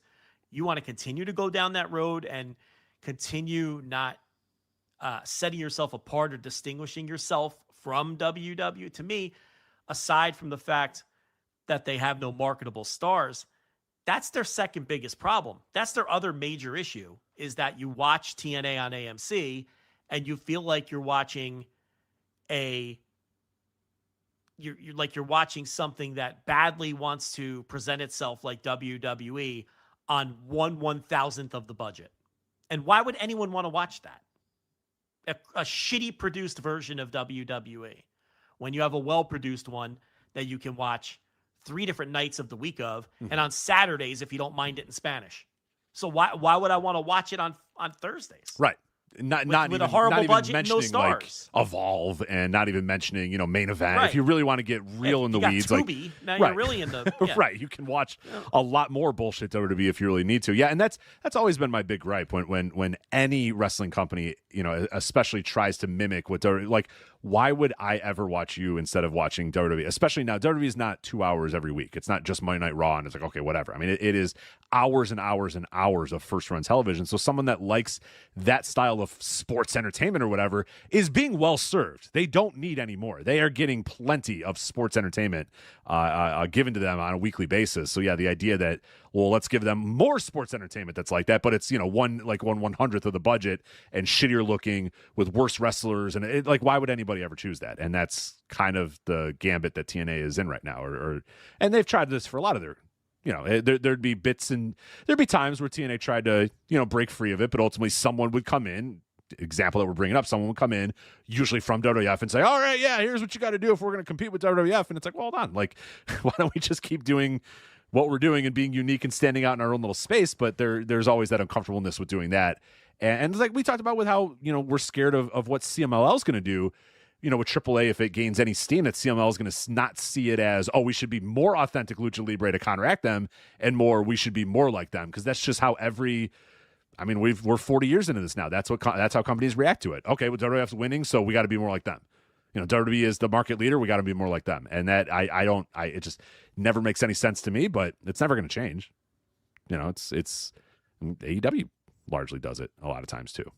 They've more and more, as they've hired more and more people from WWE, tend to start moving closer and closer to that. Now, obviously, the in-ring wrestling is night and day and much, much bigger and better in AEW, but there's aspects of AEW that annoy me because it's, it feels like it's just, this is what would work there, so we should do it here. And it's like, okay, well, how are you going to stand out then? But, it is what it is. Yeah. Leo Rush, things of that nature. Oh, God. Right. Leo Rush, things of that nature. The Black Hearts.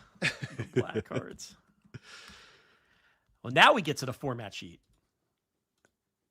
Do we? Yeah, I guess we do. An hour and 45 minutes in. It's time to actually hit the format sheet, right? All right. Yeah, let's do it. All right, let's. You want to talk all the quick? breaking news is over? Let's see. Tom Dream, Sammy Callahan, Tessa. Yeah, I think we're there. So, okay.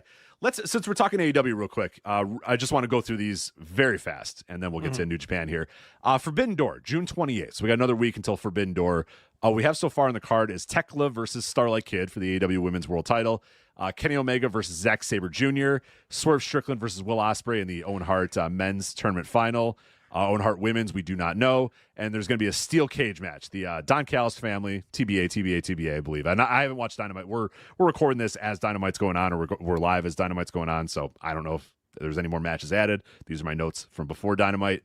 So Don Callis family and MJF versus a mystery conglomeration team and Mark Briscoe. So I don't know necessarily that they're conglomeration guys. I guess it could be anybody, but TBA, a bunch of TBAs in a giant steel cage match. So what I really wanted to touch in on, or hone in on at least, was WrestleTix had an update yesterday regarding attendance for Forbidden Door. So this is June 28th, like we said, just about a week now. Available tickets, 995, so just under 1,000 tickets still available to purchase. Tickets distributed 6,411 for a setup of 7,406. As of their last update 3 days ago, they've moved 273 tickets as well. So I think they're probably going to get to that 7,000 number pretty easily, and I do wonder if they start opening up more seats and see if they can get to 8,000 or whatever. Maybe more matches on the card will get people there, but that's a decent enough number. A decent enough number for Forbidden Door. No, it's going to do a nice gate. Yeah, for sure. Wembley, though. Wembley, All In, London, August 30th. Still plenty of time, but not that much time. Current setup is for 36,130. They have 25,468 out. Still 10,000 tickets available. Since the last update 7 days ago, they've moved 334 tickets. Now, to put this into perspective, All In 2024 in Wembley, 53,922. All In 2023, the promotion announced 81,035.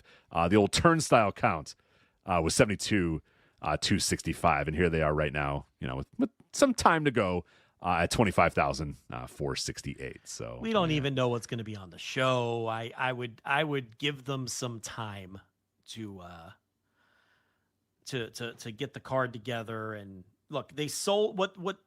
Look, they have stalled basically at that number. They're selling like, I feel like they've been at 25,000 for like 4 months now.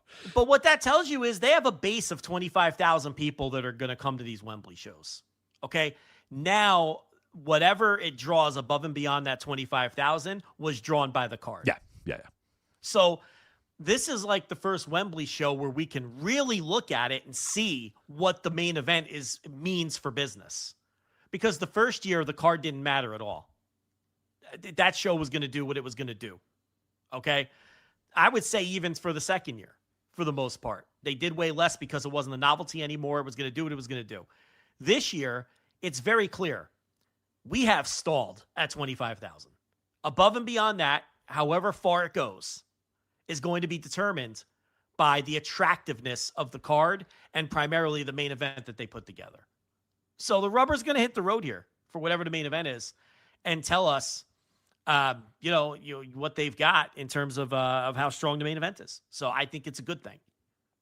Yeah, it's certainly, like you said, now that we know that they've kind of, because they have stalled out. I mean, they got to 20,000 pretty quickly and have just kind of been slowly trickling up. I think it was like 22,000 they got to, after a week or so. And then they've been basically slowly trickling, up, like I said, 300 tickets here and there. And that's nothing to scoff at. I mean, 25,000 people for a wrestling show is nothing to scoff at. But when you're booking Wembley Stadium and you've done 72,000 and 53,000 in the past, you want to probably a little bit more than 30,000 people in that building, but it does. Yeah, it will be a good determining factor from this point forward or after Forbidden Door. I guess you have the Redemption as well, so you have another AEW pay-per-view in between that.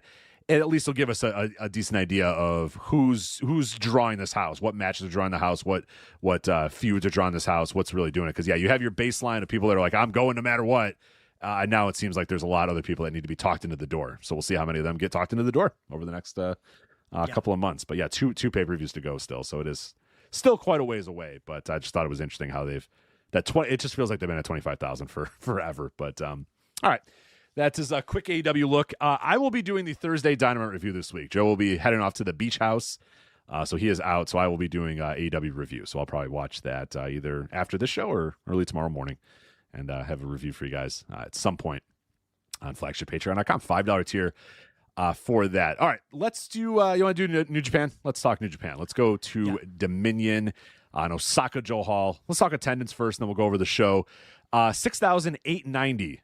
For this year's show. To kind of give you an idea of past shows, last year, 6,525 for Hiroki Goto versus Shingo Takagi, so it beat that number by a little bit.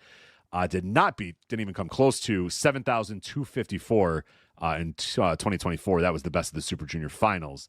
Desperado Taiji Ishimori was the main event of that show. 2023. And Moxley Evil. Oh, that's Moxley right. That was Evil. oh my God, I forgot that was the semi-main event. Holy crap, yeah. 7,040 in 2023 for Sonata versus Yota Tsuji. And then 2022 was 6,068 for Jay White and Okada. And I know that was still, we were in like I want to say that was the show. Somebody can correct me. Was that the show where Jay White won the title and then he told the fans to start making noise? Because they still had like noise restrictions, I think, via COVID. I don't know if it's that show. Somebody can correct me if I'm wrong, but I remember Jay White winning a title and then telling the fans, like, stop clapping, make noise, yell, scream. I don't want to hear you clap anymore. I want to hear yelling and screaming. I don't know if it was that show or not, but yeah, that's the Dominion. Bizarre time in history. So weird. We're gonna put 6,000 people in the same room, but as long as they don't talk, they're not going to get each other. What were we thinking? I mean, that was just as long as they clap and don't talk. Such a bizarre time in history. That's strange. Yeah, I'm listening to an audiobook right now, Bubble Ball by Ben Golliver, and it's all about the NBA bubble. And just hearing about all this stuff, it's just like, man, what a weird time it all was. Like, the protocols that needed to get done to do it. Yeah, it's just crazy. Yeah. I love too when you walk into a business and they still have their 6 feet back stickers at the register. Every 6 feet, like the remnants of the 6 feet back stickers. Like again, what was this? My work still has a like wash your hands and like thing like over. There's this like dilapidated like hand sanitizer station that nobody uses anymore, and it's just like, here's how to prevent COVID. Like, wash your hands and don't cut. It's like it has the whole thing up there, and it's just like, somebody take this down. It's been up here for so long, and no one cares anymore. So the weirdest shit. Yeah, the 6 feet. Yeah, you go to a restaurant or like you go to a Subway, and they still have the sticker there, and you're like, get this thing off here. Like, what are we doing? Man? But they can't. Like, it's like embedded into the fucking right. It's been mopped over so many times. It's like it's just part of. There's like a hot dog place by me that still has like, stay safe, everybody. Like, stay home, stay safe. And I'm like, fix your marquee. Like, how have you not updated this marquee in 6 years? Yeah, it's crazy. Yeah. So yeah, it's the Mox Evil show in 24. The opener on that show was Tetsuya Naito versus Callum Newman, which was like the start of Callum Newman's big push. Remember, they used Tetsuya Naito to start getting him over. So that was interesting too. But yeah, a good number, 65-25, right in range of what the show has done over the last 68-90 this year, which is right in range of what the show's been doing the last couple of years, give or take a couple hundred each year. So from that standpoint, the show did fine. I mean, if you're going to run that building, you want to be over 7,000 ideally, but you do 68-90, you're not going to take that. Doing budget cuts like TNA. So yeah. By the way, 6 months since they debuted on AMC, so I find that interesting. TNA, with some of the changes that are going on, but hey, I digress. Well, you just say, yeah. I mean, it's possible. We don't know the terms of that fucking TV deal, and the fact that we don't know lets you know that it's probably not. We're getting paid a very large amount of money to be on AMC, right? Because they would say that. And it's interesting that they sign a lot of people to 6-month deals. Right. Okay. But just to give you perspective, pre-pandemic, the last pre-pandemic Osaka-jo-Hall show, 11,901. Jesus Christ. That was Okada, Chris Jericho with Tetsuya Naito and Kota Ibushi, Will Ospreay, Dragon Lee.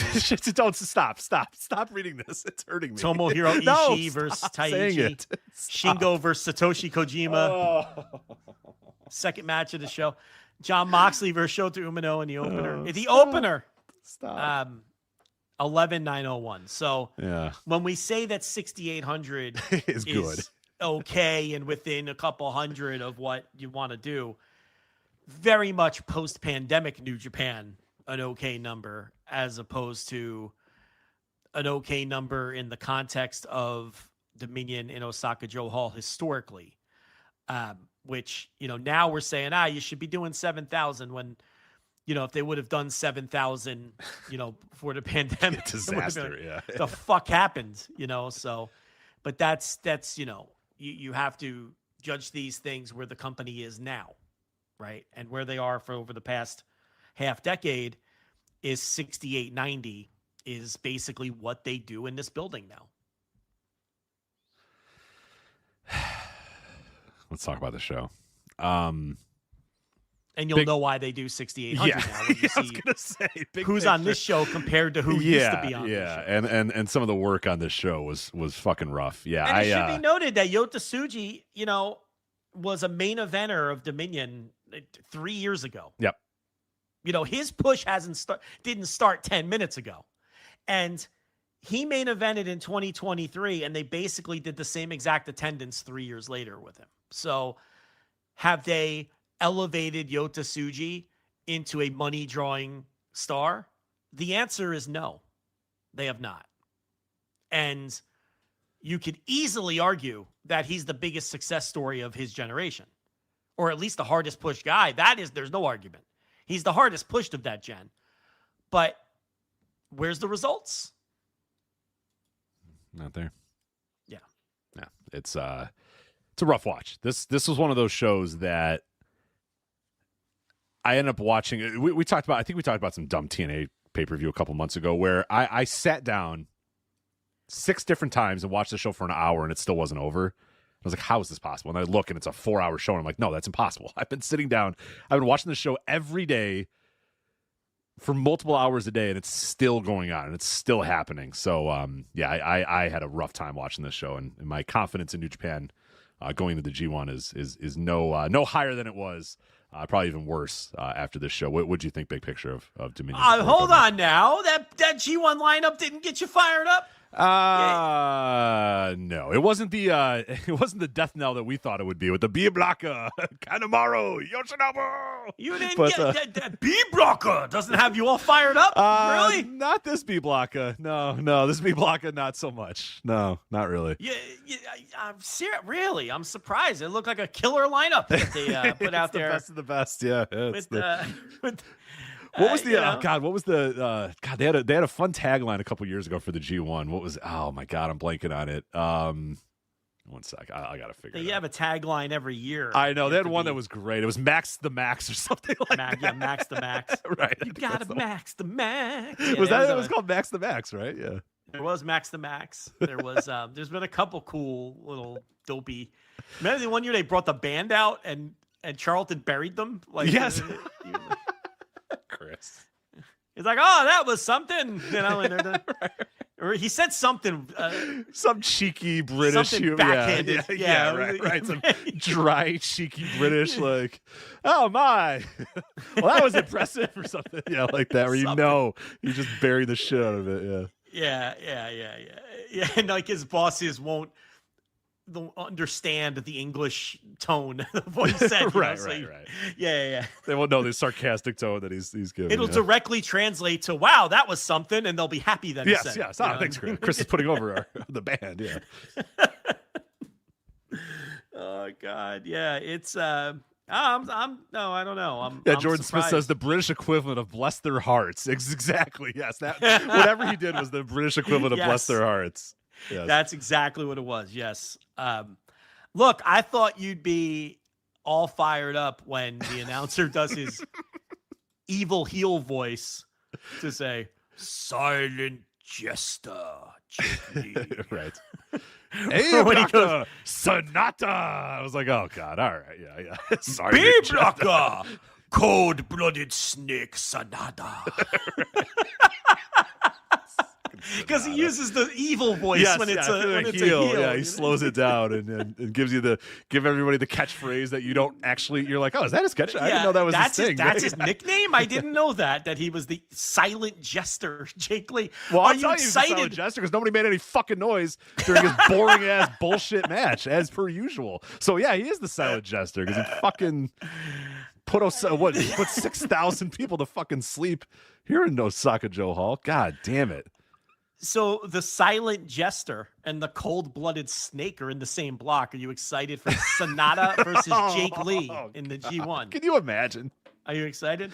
If that's in Chicago, I'm leaving. I'm going home. Can you take that night's review from me? When it's No, it's probably gonna be in snake Chicago. I'll probably be there live watching it in person. versus the silent.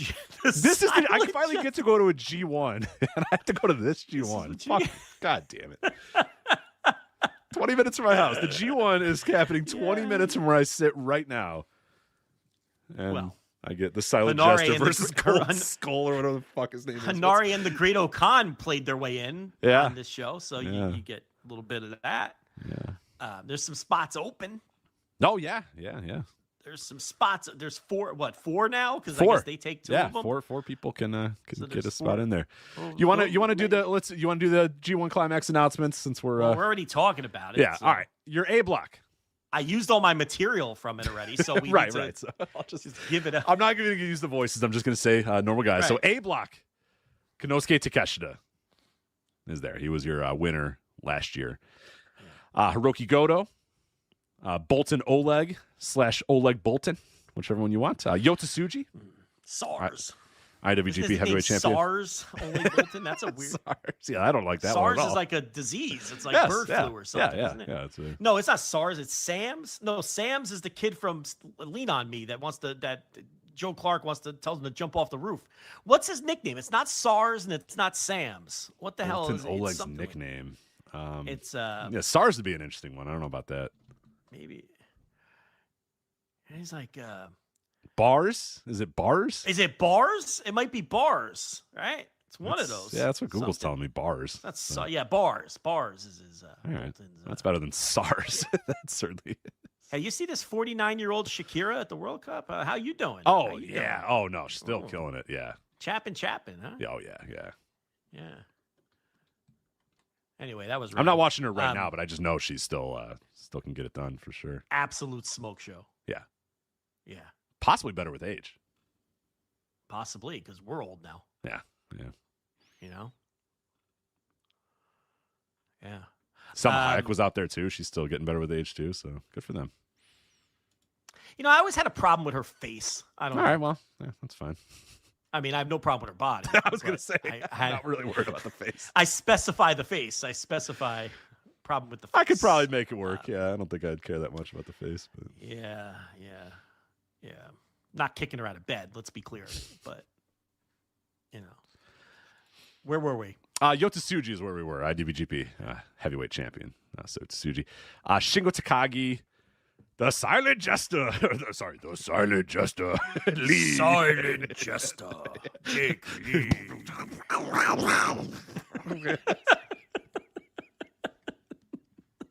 And then fucking Sonata.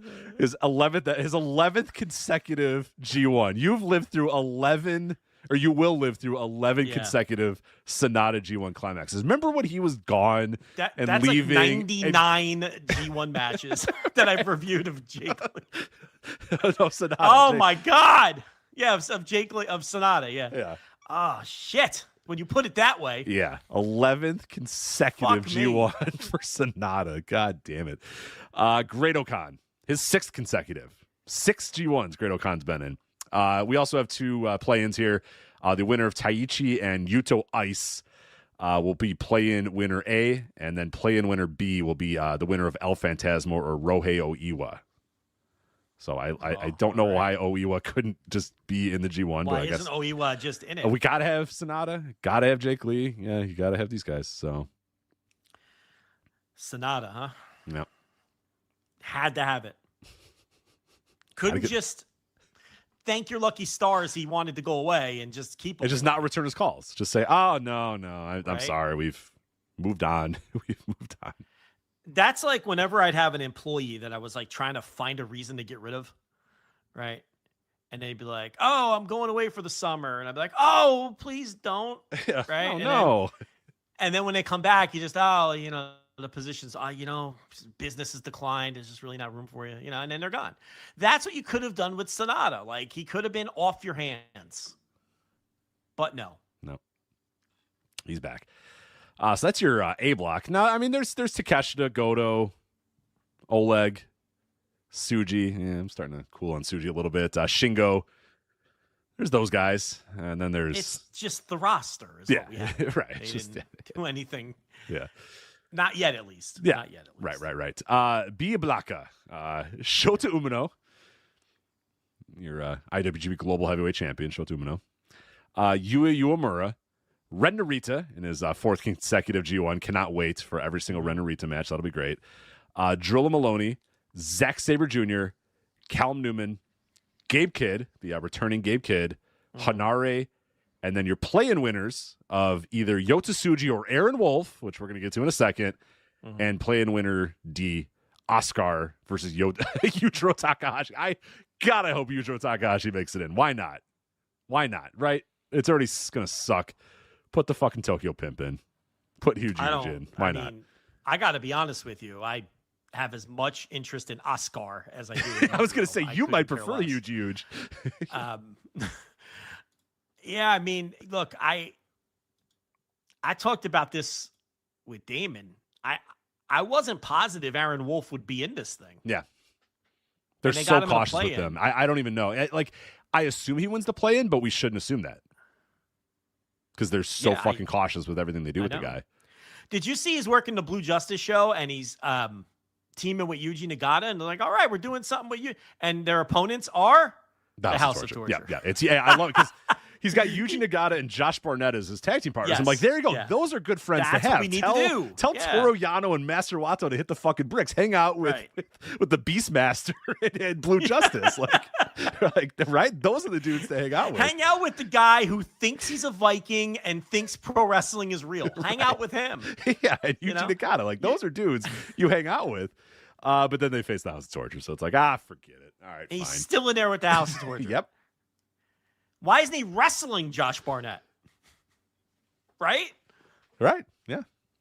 I know. Yeah, whatever. Or what a great main event for Blue Justice. Yuji Nagata versus Aaron Wolf, his protege. Get in the ring there and scrap it up in a 15-minute match or whatever. No. Boom. No, can't have that. No. Remember Tiger Beat or whatever those shows were called? What were those shows called? The Lions Club? I don't think it was the Lions Club. They were Lions. It definitely wasn't Tiger Beat. It wasn't Tiger Beat either. Lions Break. I think they were called Lions Break, right? Lions Break, maybe? Something like that. I think it was Lions Break, yeah. Where they put the young guys in there with the veterans all the time. Yeah. Yuji Nagata would main event against, Great Okan before he was Great Okan, or, and you'd have Taka Michinoku out there stretching people. You'd have, that's what you need to be doing with it. Just put them in there with people like that. Why? Nope. Yeah, I don't know. We can't have this conversation over and over and over. Cannot be trusted. Yeah. Suit Williams says Barnett might put him over. He'll respect his credentials. Yeah, you have to convince Josh Barnett to put over the Olympic judo. But I don't care if Barnett beats him. No, that's fine. Have a fucking rematch. Whatever. Do a series. Just get him in there with people. That would be a cool. I mean, let's be honest. Here, look. A Josh Barnett, Aaron Wolf, best of 7 series sort of would fucking rock, right? He'd get better with that. He would get better with that.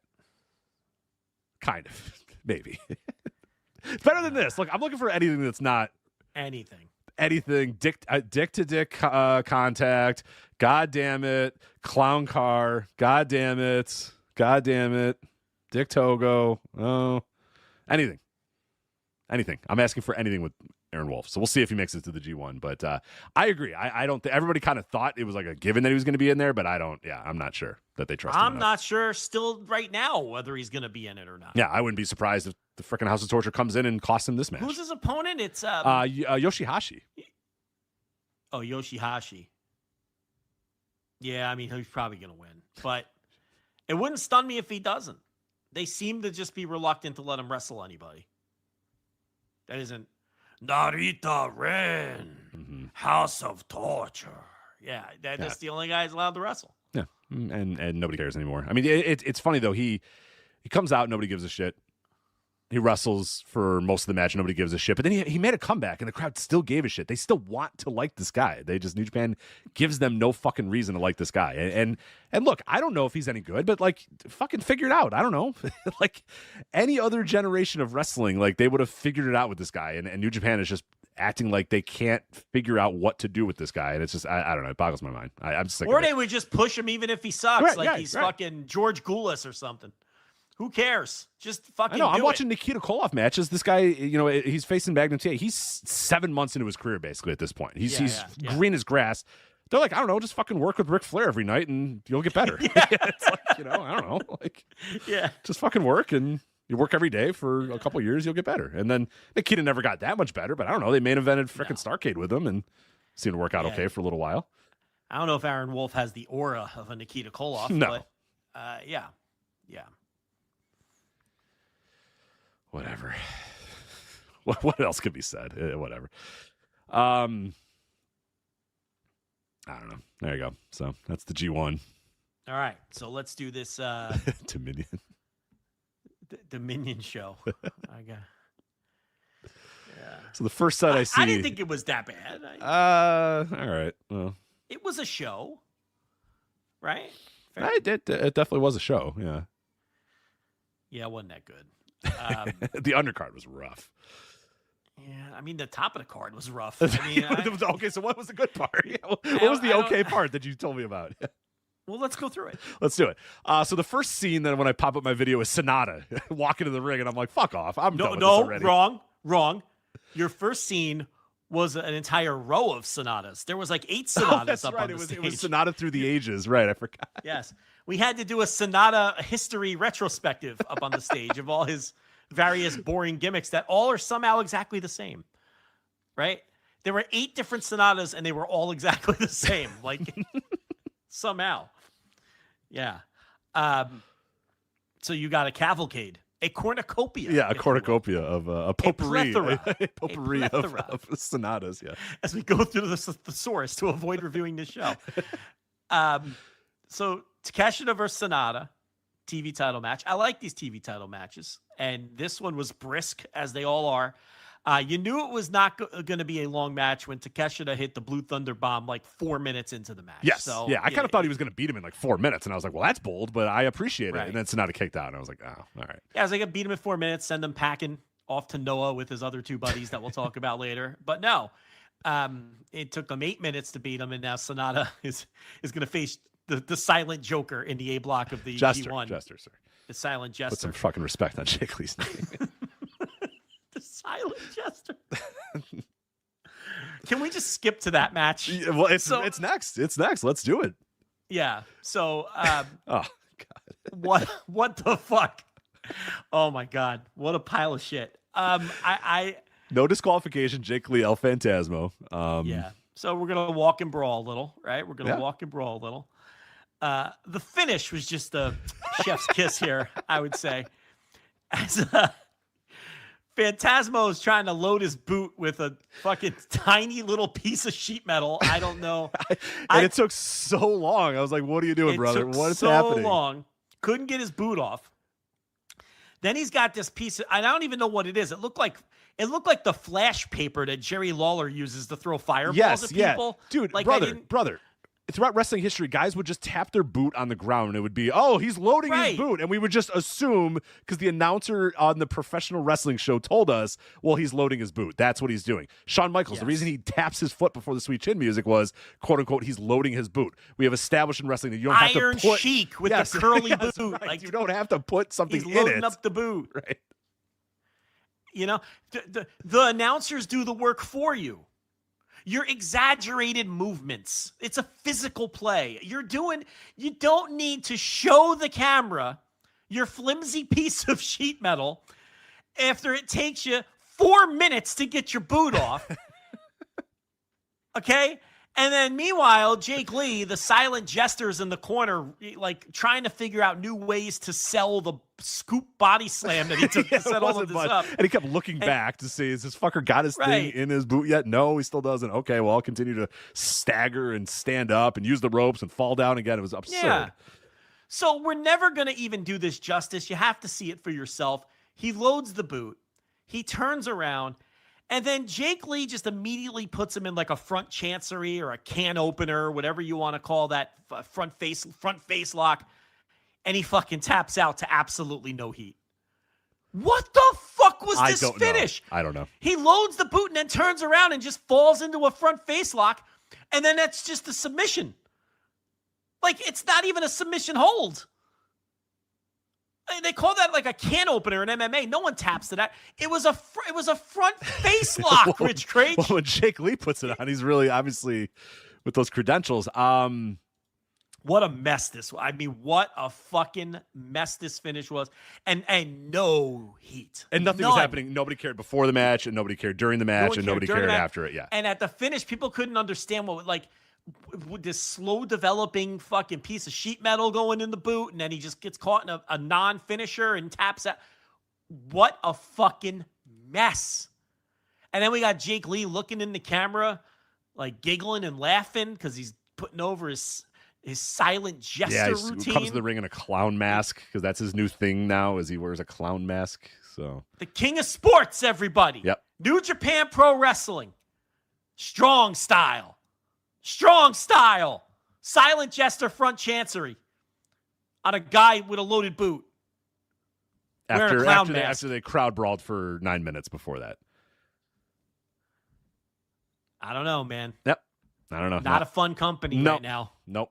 Not a fun company right now. Next match wasn't bad, though. Taichi and Yu Uemura defeat TMDK, Rojo Oiwa, and Zack Sabre Jr. So maybe this year we'll do something with Oiwa and Yu Uemura, only if Oiwa can make it into the tournament by winning his qualifier or whatever. But this was fine. This was perfectly okay professional wrestling. But here's the problem. I thought the whole point of this was to set up tag team title challengers, right? That's what we thought.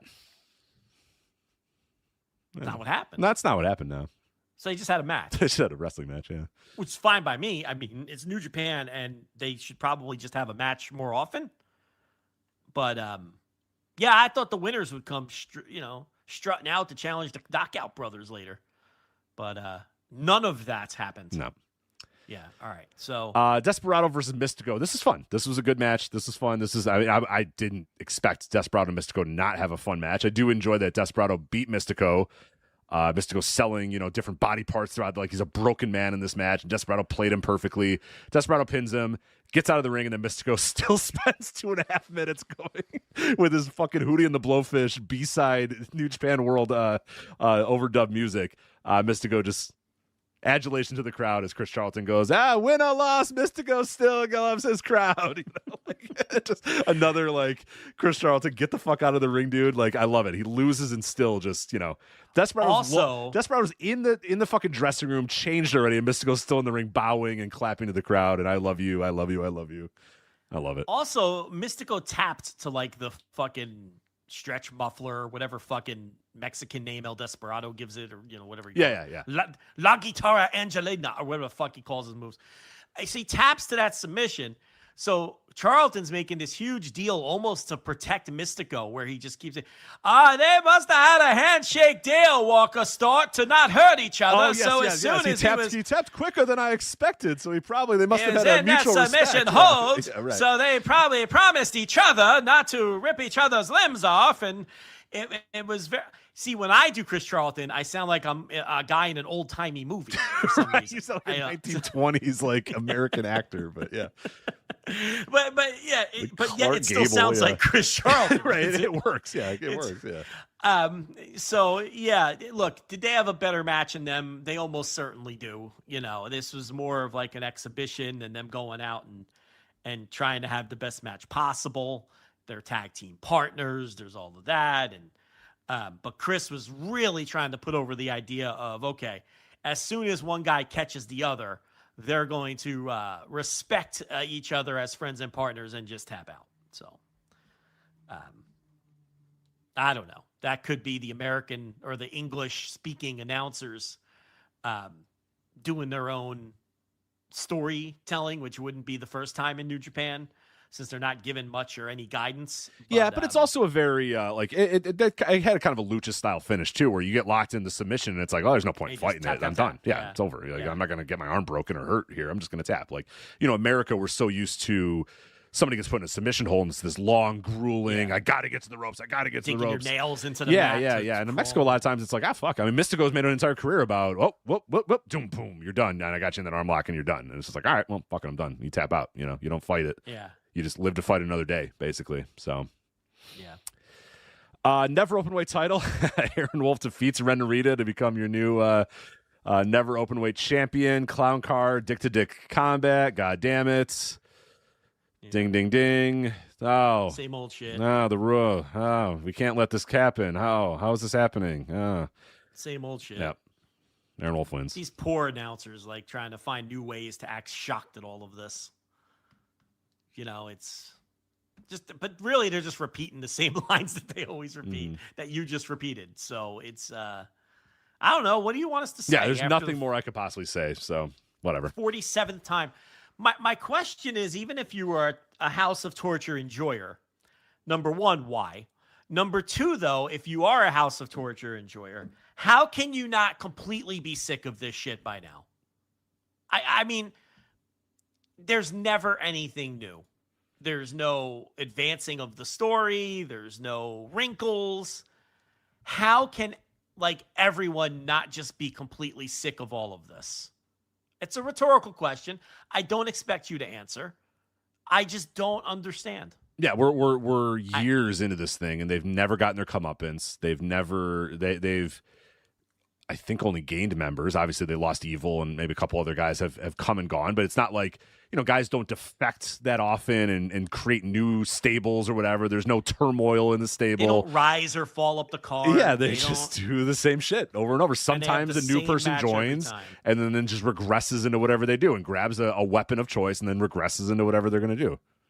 Do you think there's fans somewhere, Japan or otherwise, who see this match on Dominion and they go rub their hands together like, all right, Aaron Wolf is finally going to get his hands on the Rita Ren. Right. And I can't wait.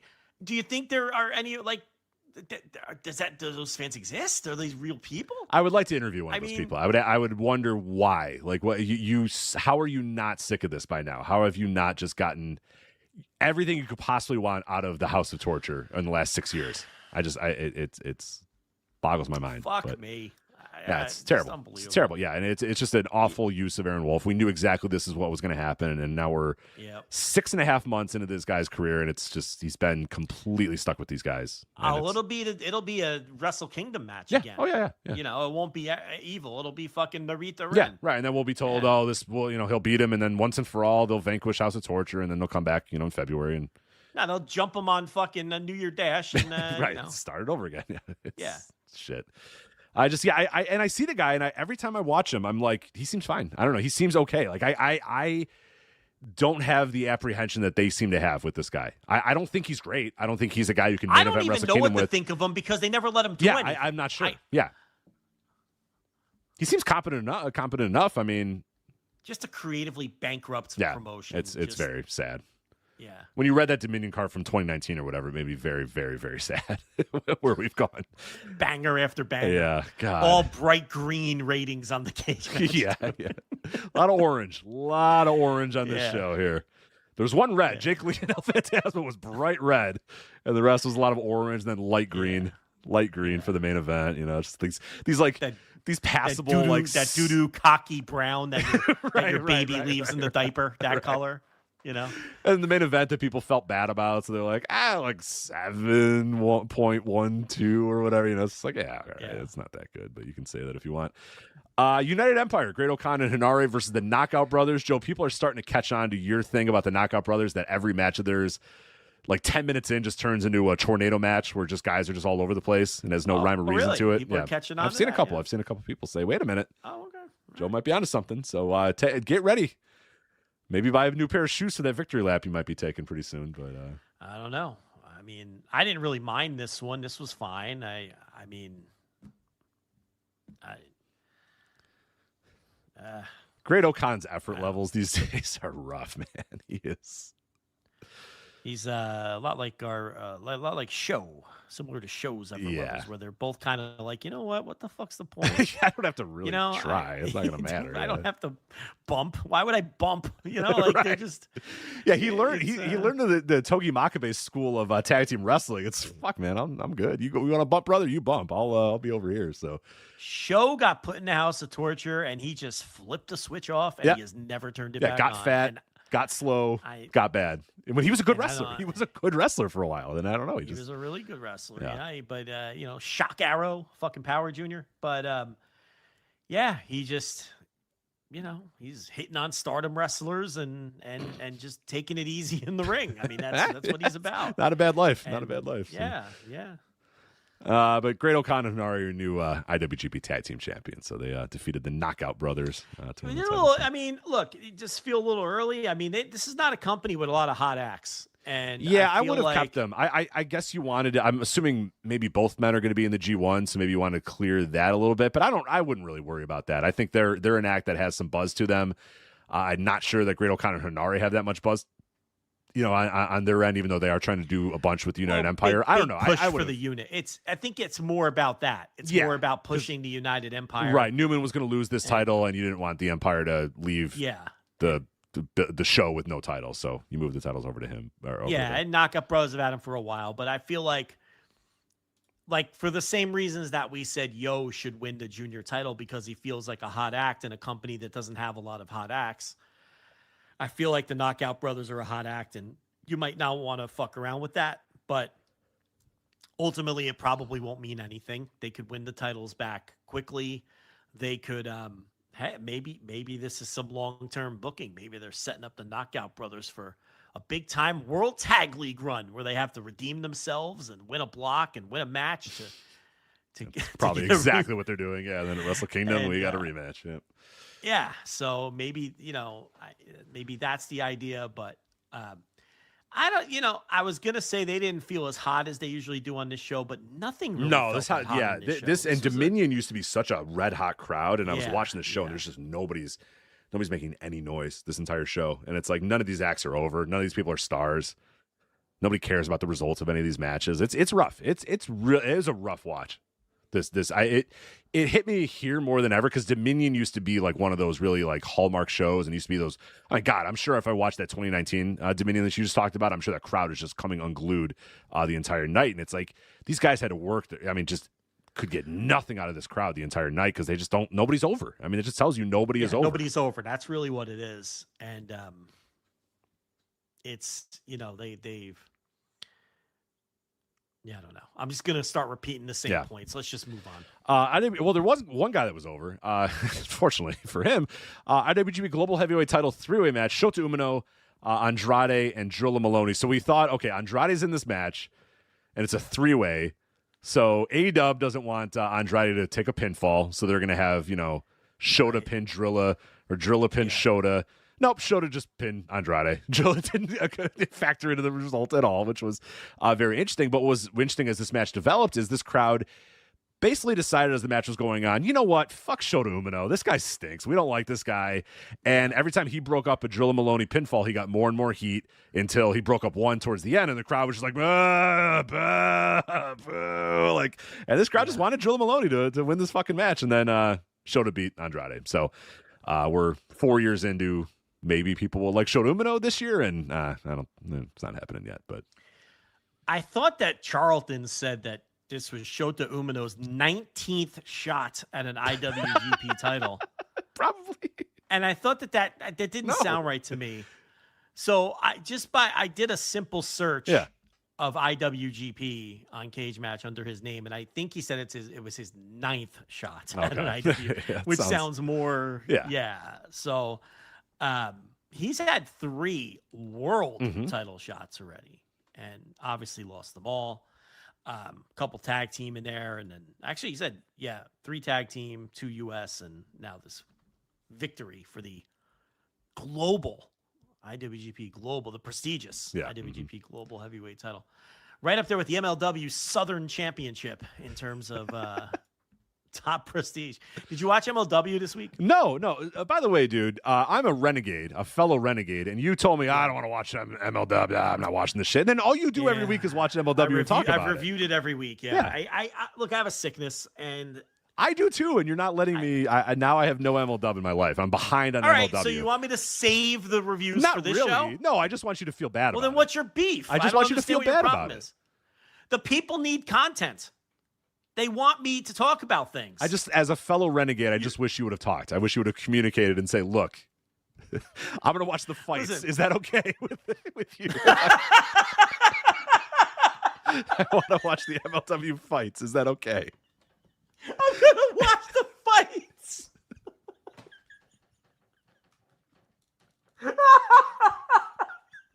He sent out a press release the other day. Did you get this press release from Core Power? I think I deleted it. I don't Okay, know. well then let me read it. It's great. All right, let me see. It's from Core Power to me, by the way. I don't think directly. I think I'm just on their list. All right, you ready for this? Yeah, I'm ready. Hey, MLW Nation. We're part of MLW Nation, too. We're Renegades. Yeah. We're part of MLW Nation. I just wanted to take a minute and say thank you. The past few weeks have been something special. This past weekend, we had 3 sold-out events. New York City, Philadelphia again. Every night was packed. Every crowd brought the thunder. Every wrestler stepped up when that bell rang. All gas, no brakes. That's because of you. The response to the new season of MLW Fusion has been incredible. The excitement, the feedback, the insane energy in the venues and online, it all reminds us why we work as hard as we do. Whether you're in the arena, watching MLW Fusion on YouTube, tuning in on Veeps or BN Sports, posting clips, telling your friends, or simply riding with us week after week, thank you. You showed up. And around here, that means something. Almost 24, it still goes, by the way. Almost 24 years to the day ago, on June 15, 2002, I launched Major League Wrestling. Back then, MLW was little more than an idea, a dream I'd carried with me as a kid, obsessed with wrestling, and a whole lot of determination, hope, and some grit. Truth be told, if you had told me then that one day we'd be on a historic sellout streak, broadcasting around the world, partnering with organizations like New Japan Pro Wrestling, CMLL, and Stardom, and preparing to launch MLW Fusion on New Japan World, I probably would have laughed and gotten right back to work. But here we are, and we got here together because of the MLW Nation, because of a locker room full of wrestlers willing to leave it all out there every time they walk that walk, because of a hardworking, dedicated crew and front office that never quits, and because of fans who have stuck with us through every high, every setback, and every mile of the journey. You've taken this thing further than I ever dreamed it could go, but I can promise you this, we're not slowing down. Not now. We've got more big matches to make. Still going. More cities to visit. More opportunities to earn your support. Like the Communist Manifesto. What is this? More memories, rivalries, and title fights to create. The road ahead is exciting, and we're just starting to cook. Thank you for believing in MLW. Thank you for supporting our roster. Thank you for supporting our league. Most of all, thank you for giving us the opportunity to do what we love. And always, thank you for choosing MLW. Thank you for choosing violence. See you at the fights. Signed, Core Power. The fights. Oh, God. That is, listen, at least that one doesn't sound like it was AI, at least. There's some tells. You got in there, the couple long dashes? A couple long dashes. There's certain tells. There's certain tells. Yeah, I think it was Court's words, and I think he maybe threw it into a little well, hey, ChatGPT, clean this email up for me. Yeah, hey, Gemini, clean this up. right. Oh, man. Where were we? Oh, yeah, Shota won, and everybody booed. So, yeah. And then after... why'd I ask you if you watched MLW? Oh, because they had another continuity error. because you were talking about the prestigious Southern title. The Southern title, the prestigious Southern title. Okay, so they're starting a new title. I didn't know they were doing that. Okay, so so that was their big announcement. So they had Matthew Justice versus Josh Bishop, and Dombrowski kept talking about how this is the kind of Southern style violence that we're going to see with this new. And I'm like, what's he talking about?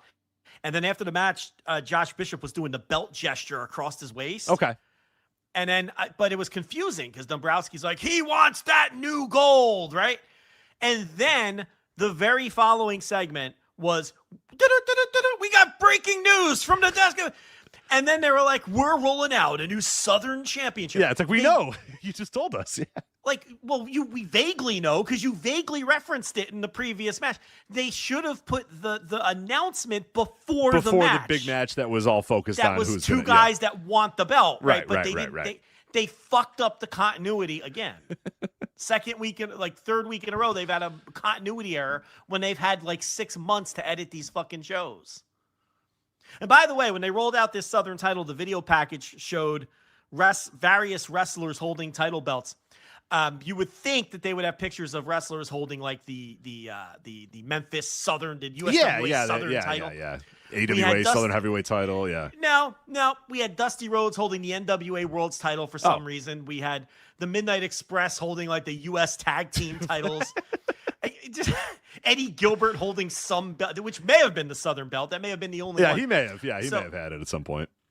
And so I don't know. It was strange. It was bizarre. Yeah, I would think you'd get like some Tommy Rich out there, some Jerry Lawler. Yeah. A Southern title, but they didn't opt for that. No, I don't they just opted for Southern adjacent wrestlers that wrestled in the South. I'll tell you what, Big Mouth. I'll tell you what. Are you upset that I'm reviewing the fights? Well, I'm gone this weekend. And MLW will be on 6:05 this Saturday. So Veeps. I'll be watching on Veeps. Yep. Okay. All yours, buddy. I think the people expect it since I've done it every week now, right? So there you go. You just talked yourself into some work. I just worked myself into a shoot, brother. Yes, you did. HH. Yeah. I'm just a jabroni mark after that one. So yeah, who cares about Shota Umino? Yeah, he wins the title. Oh, sorry, Gabe Kidd then made his surprise the big Gabe Kidd return. angle. Yeah, came out, beat up Shota Umino. Told Joe Maloney, don't listen to these fans. They're fickle assholes. Fuck them.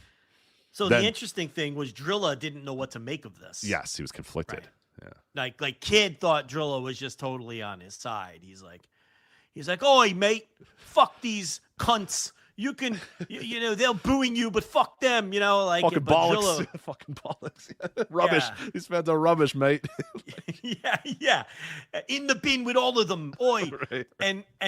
But Maloney was like, he didn't know what to think of all of this. So I think they're setting up Maloney and Gabe Kidd at some point. Yeah, so. I did like that Gabe Kidd called Shota Umino fat and then took his shirt off and said, "This is what a champion looks like, mate." And he looked great. He looked great. So I'm like, I don't know, man. Yeah, he might be onto something here. Yeah. It's actually he made a good point there. Yeah, fair. But I think did they do the thing where he came out here? Oh no, they had already announced him for the G1, and then speaking of continuity errors, they announced him for the G1, and then he comes out like, "I'm back, motherfucker," and I'm like, I know, you were announced for the G1 climax like they kind of took an hour ago, brother. I knew you were back, motherfucker. I know. Like, why didn't they just make him one of the mystery people? Very simple solution. Seems like that would have worked out pretty well too, but someone said MLW's a double show this Saturday. I really fucked myself, didn't I? Oh yeah, you did. I don't need that many fights. Come to think of it, our listeners have become accomplished to AAA. Yeah, they want to stay abreast Latin America of the latest reviews as well. No WWE. I'm not watching WWE bullshit. No, fuck off. I'm just saying. What's even on AAA on Fox Latin America this week? I'm just saying. Nah, fuck that. I'm not doing that. They're actually airing stuff that they taped before the Monterey show now is what they're airing. Great. So, Clap, get into it. Yeah, so what do I want to watch? Stuff that was filmed before the Super Bowl? Yeah. Is that taping's pre-Super Bowl, right? The MLW? Yeah. Yeah, I think so. It's insane. Yeah, and we're like, summer mini camps are starting. It's right. Ridiculous. Yeah. The entire NBA season has happened in the time that anyway. Yeah. All right. Yo defeats Dookie. IWGP heavyweight title match. Clown car. Not as good as the Super Junior final. No. Not as good as the Super Junior final. Yeah, and Yo was over, but he wasn't as over as he was at the Super Junior final. It was I don't know. And he came out wearing this House of Torture thing has become a detriment. Right. Maybe that's I think you might be onto something there. I don't know if it's working very well. Yeah, Yo also did the Sonata thing where he came out and it was like, oh, he's got a mosaic of all of his past gimmicks, and I'm like, yeah, all these sucked. Like, why? It's like the Sonata thing. Like, don't remind me of how much you've sucked for the last 10 years. Oh yeah, he used to wear Ziploc bags on his gear. Great, thank you for reminding me of that. Right? Yeah, it doesn't. It's not a. It's a bug, not a feature. When you remind me of how bad you've been for 10 years, but. This was okay-ish, but now Yo's your champion, and it's like, yeah, he's over. And I guess, well, this is the match you had. You had some of the New Japan guys come out to even the odds with the House of Torture, including Hiroshi Tanahashi. Prez got in there and tried to even the odds too. So I guess you have that going for you. But and then you had the 4 guys at the end: Akira, Wato, Sho, and Fujita. Oh, that was very awkward. That did not get pulled off very well. Well, Yo is apparently the booker now because he said, no, you guys are going to have a 4-way match and determine my number 1 contender. Well, why do you decide that? I'm so sick of this shit in wrestling. Why is he booking that match? Yeah, the championship committee should decide. In New Japan, of all places, this guy's just out here booking a match. I'm telling you, it's just, they all follow the leader. Yep. It's so fucking annoying. Why is he booking a match? And, you don't even, a lot of people are probably going, I didn't even think about that. Because it's just so commonplace now. Mm-hmm. You just come out and you book, the wrestlers book the show. They just book everything. Yeah. And Tony Khan thinks he's slick. Okay? Tony, I see you. See, Tony, they do the same shit in AEW. Like a wrestler will come out and book a match. But then they'll have say, in the next Tony segment, will say, oh, Tony Shibata, I just heard from Tony Shibata that he's made it official. Yeah. I just heard from Tony Khan. It is official. No. That's just a cheap workaround of the same fucking lazy bullshit is what it is. Just like when the ops are in the back walking around and Samoa Joe goes, hey, yo, Shibata, you got that camera on your shoulder, okay? That's just the lazy way to say we don't do invisible cameras. Oh, it's Shibata with the camera, right? No, you're doing an invisible camera. Something you said you wouldn't do. It's the same thing. See, Tony Khan thinks he's slick, but I'm too savvy for this. I see what Tony's doing.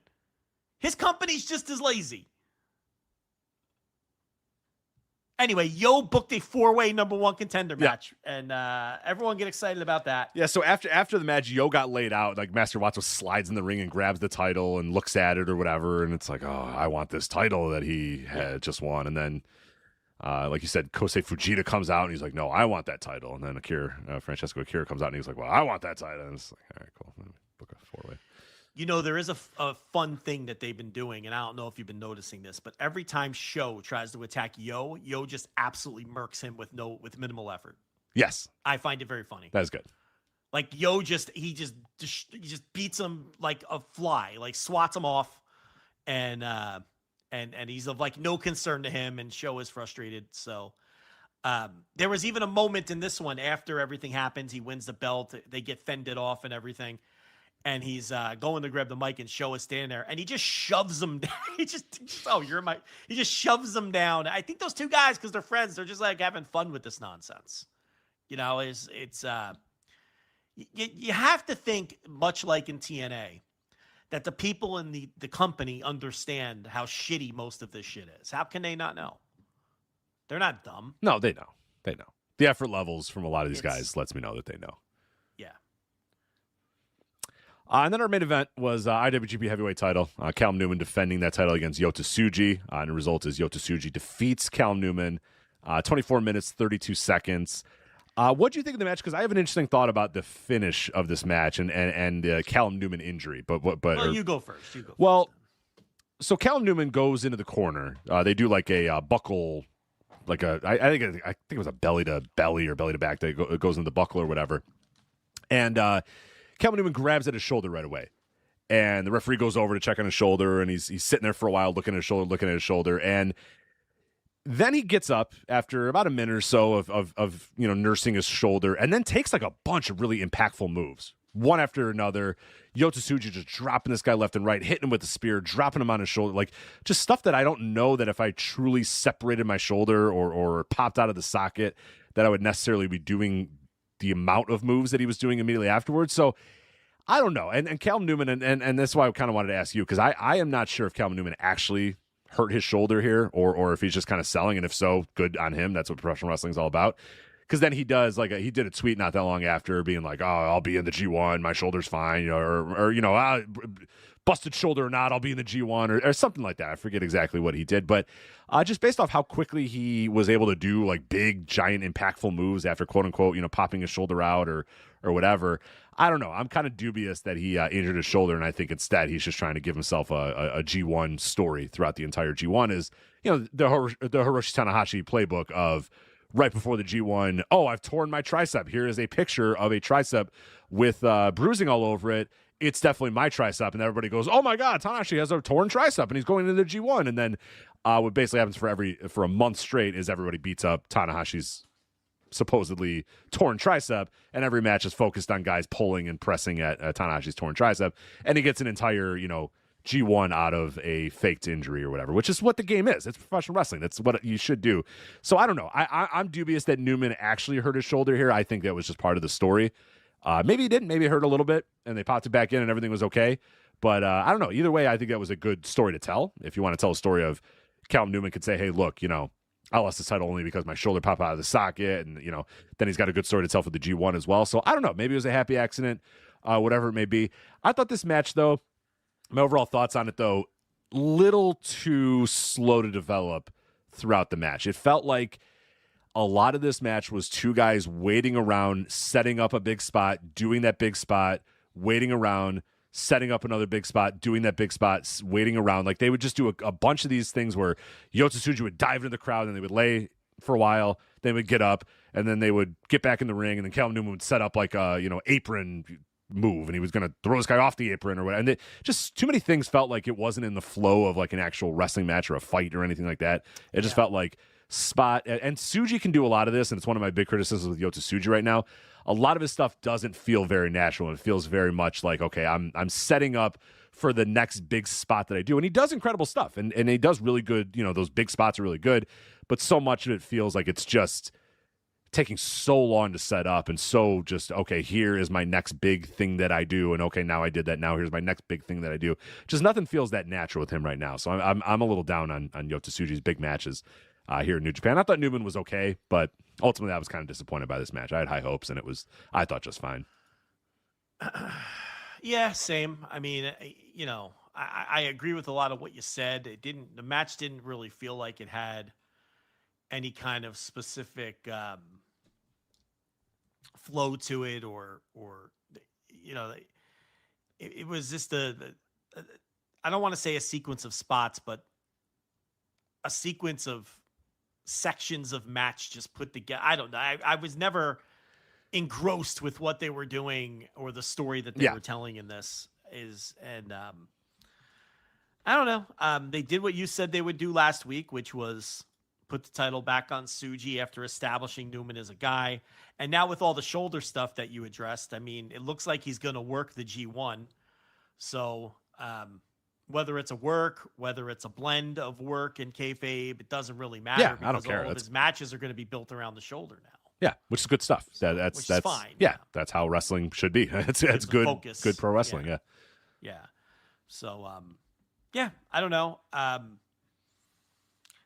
I'm not super excited about Tsuji here, and I guess they wanted him to have the title during G1 season, and whatever they're building towards for second half of the year and for the Wrestle Kingdom is involves whoever's going to come out of this thing to be Tsuji's challenger. So I guess we'll see who that ends up being, whether it's going back to Newman or doing. Now, you would think, like we talked about last week, that's probably not the case, as they're probably clearing the deck for a Newman Ospreay match without the albatross of the IWGP title being in the way.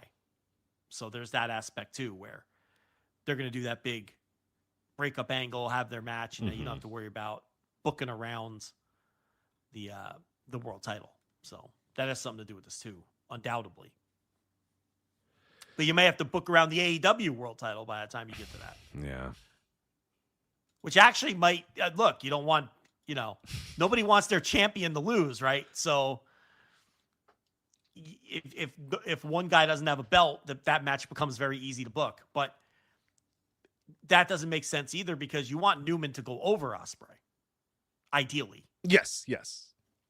So, and I think Ospreay would fight for that no matter what. Even if anybody in AEW raised a stink about that, I'm sure Ospreay has enough leverage and pull to say no.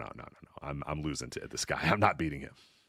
So if nothing else, the result sets up some interesting possibilities to look out for. But typical New Japan booking. Put the title on the guy, have him carry it a couple months, and okay, he's a top guy now, and then put it back on the other guy. Mm-hmm. Hasn't really worked for anybody recently, but yeah. It's just booking rhythms and patterns right. that Nobody's over, but establish. But sure, keep doing that if you want. And it's something that they do, and they did it here. Yeah. That's New Japan Dominion. So I would guess that our review 7 years ago was probably a little bit more excited. Yeah, we were probably a little bit more enthusiastic. I'd have to run the tape on that one, but I'd imagine a little higher on the run. Now, to be fair, it was number one on the run sheet until after you put out the run sheet. Exactly. Yes. I did not expect the Duke of Dorchester or TNA to completely change their booking. But there you go. So that is New Japan. July 11th, G1 starts. So we got about a month now until G1 starts at the Now Arena, Hoffman Estates. I'll be there. I know Damon will be there as well. Several people from the website will be there. A lot of listeners as well. So hopefully we're treated to a good show. That's all I can hope for. But before that, July 11th, Joe, we did it. I'm guessing. I have a feeling I know who ran this up the poll. But who knows? July 7th, Tiger Mask 4's retirement show in Korakuen Hall. We got it. Tiger Mask versus the Dynamite Kid, Tommy Billington. Well, that absolute coward Tony Khan wouldn't book it. Yeah, so despite all of our DMs. So now he loses out on it. So good for him. That's right. So he's facing Tommy Billington on his retirement show, is what you're telling me? Yes, he's doing 2 exhibition matches. They're so close to doing the thing I said. Oh, God, they're so close to doing the thing I said. So I'm guessing this is because of Chris Charlton, so thank you, Chris, if it is. But exhibition match, Tiger Mask 4 versus Dynamite Kid Tommy Billington in exhibition, and then he's doing double duty on his retirement show. Black Tiger, the Rocky Romero version of Black Tiger versus Tiger Mask in an exhibition match. Now, what I posed a couple weeks ago, Chris, if you're listening, again, run this up the poll if you want. I don't know how many matches Tiger Mask really wants to do on this night, but I think you finally have Dynamite Kid beat Tiger Mask, right? Finally beats him in an exhibition match. Black Tiger versus Tiger Mask. Rocky's being a big shit bag the whole time. The other Black Tiger shows up. Now, in the preview for this match, they did say that Magnus has taken over the Black Tiger role. That's right. But Tiger Mask 4 has a lot of beef with Rocky Romero over the years, so they're going to bring the Rocky back in this version. So, okay. But they mentioned Magnus, so that's it. You fly Magnus over there. Rocky's putting the boots to him. Magnus comes out, and he's putting the boots to him. Dynamite Kid saves them, and you have Tiger Mask and Dynamite Kid versus the Black Tigers. And Tiger Mask wins. Goes out on his shield. He would go out on his shield if he would lose, but I'd say, fuck that. No, he wins. Let him win the match, right? Yeah, and the lasting image, Tiger Mask and the lineage of Tiger Mask and Dynamite Kid standing tall together. Standing over the fallen Black Tigers. I love it. I love it. Before Dragon Dia just becomes the gimmick. Right. Then Tiger Mask 5 appears. It's Dragon Dia, yeah. Yep. So, I mean, that would be great. That's why we belong in a room. We come up with great ideas like that. But this is good, too. Whoever did this, we got it. We got it. I mean, we've been fighting for this for 2 years now, looking at the clock and counting down when it was all going to be over. Maybe Tony knew that, or maybe Tony tried to do this and they told him, no, and I don't know what kind of accent that was. And maybe he knew they were eventually going to book this. Tony didn't. Too much credit? Yeah, too much credit. You've called Tony many times. Like, what did you call him? A Fugazi? I think you've called him a Fugazi, like smart. Like Fugazi sicko. I think Fugazi sicko. Yeah. I think you've called it a couple times. Yeah, my feelings come and go. I think but I think this was a little too sick for him. And well, Well, we get Blackheart, Leo Rush, and Orange Cassidy whooping it up on Dynamite every week. We get that, though. We do get that. All right, but we can't get tired. Well, hey, you know what? I don't care. We can't complain anymore because we're getting it. That's right. We're getting it. We're getting it. So we're getting it. And Tiger Mask doesn't have to get on a plane to do it, which is his favorite thing to do too. It's just not have to go anywhere to do it. So hopefully it'll be fun. I'm glad. I'm happy for Tommy Billington. I'm happy for Tommy Billington getting that booking. So yeah, it's. I'm glad the match is happening. And you know what? I think the universe corrected itself when it didn't happen in Game Changer Wrestling. Yeah. Oh, no, it was Jersey Championship Wrestling. Remember at the freaking Jersey J Cup? Yeah. When it didn't happen in a Game Changer Wrestling sub-brand. Yes. Right. That's right. That was the gods, the wrestling gods. It was, I'm glad Tiger Mask didn't get on that plane. Whatever happened, he was sick or whatever, or he just woke up and said, "No, I'm not going." Well, what happened was he went to what's the name of that airport? Narita Airport, or Narita Airport or something like that. He went to the airport. He saw the line for the for international flights, and he just shook his head no, turned around and hailed a cab and went back home. That's how that played out. Yep, ticket in hand and went, "Nah, I'm good." Yeah, but then that was that. Yeah, turned around, went home. Saw a no smoking sign in a long line and said, "I'm good. I don't need this shit." Yeah, and he went, "Hi," and then he just left. Yeah, that's enough of that. Yeah. He did make it to Vegas though. He was there. Was he? Yeah, he was in Vegas. Yeah, he just didn't wrestle much. He just kind of hung around. Oh, okay. Maybe he hit the slots with Gato. I saw Gato at the slot machine at Horseshoe at very late in the night. I was just by himself, and I was like, man, very late. Yeah. Yeah, just Gato by himself, looking like Gato too. Hit him up. What am I gonna say to Gato? A little derby. He was wearing a derby. Yeah. Exactly how you'd imagine Gato at the character, the pro wrestling character Gato. Just derby, beard, just sitting there sipping a little brown liquor in a cup and just clicking that button, little black straw. right. Just dink. Dink, dink. Clicking the button on the Wheel of Fortune slot machine. Right. I was like, all right. I was like, that's Mania weekend right there. I was like that. I was with Brady, and I think it was he'd been there a couple Mania weekends before, but I just said that's it right there. This is the essence right here. We walked by Brian Cage and Melissa Santos and their child. Mm-hmm. And then there's Gato at a fucking slot machine. I'm like, that's Mania weekend. This is why you have to come, because where else can you see that? Those are the things you see. Yeah. Yeah, you're right about that. You see the spawn of Brian Cage's yummy penis, and then you see Gato by himself playing a slot machine. So yeah, yummy penis. Have your penis ever been described as yummy? No. Yours? Oh yeah. Yeah. Oh yeah. Yummy? Yeah, similar. The actual word. Verbiage. Yeah. Okay. All right. I don't know about the actual word. Yeah, yummy's a weird word. Yummy penis. It's a classic tweet. It's so good, yeah. Yummy penis. Yeah. Yeah. Twitter used to be kind of good. No, yeah. Don't go too far.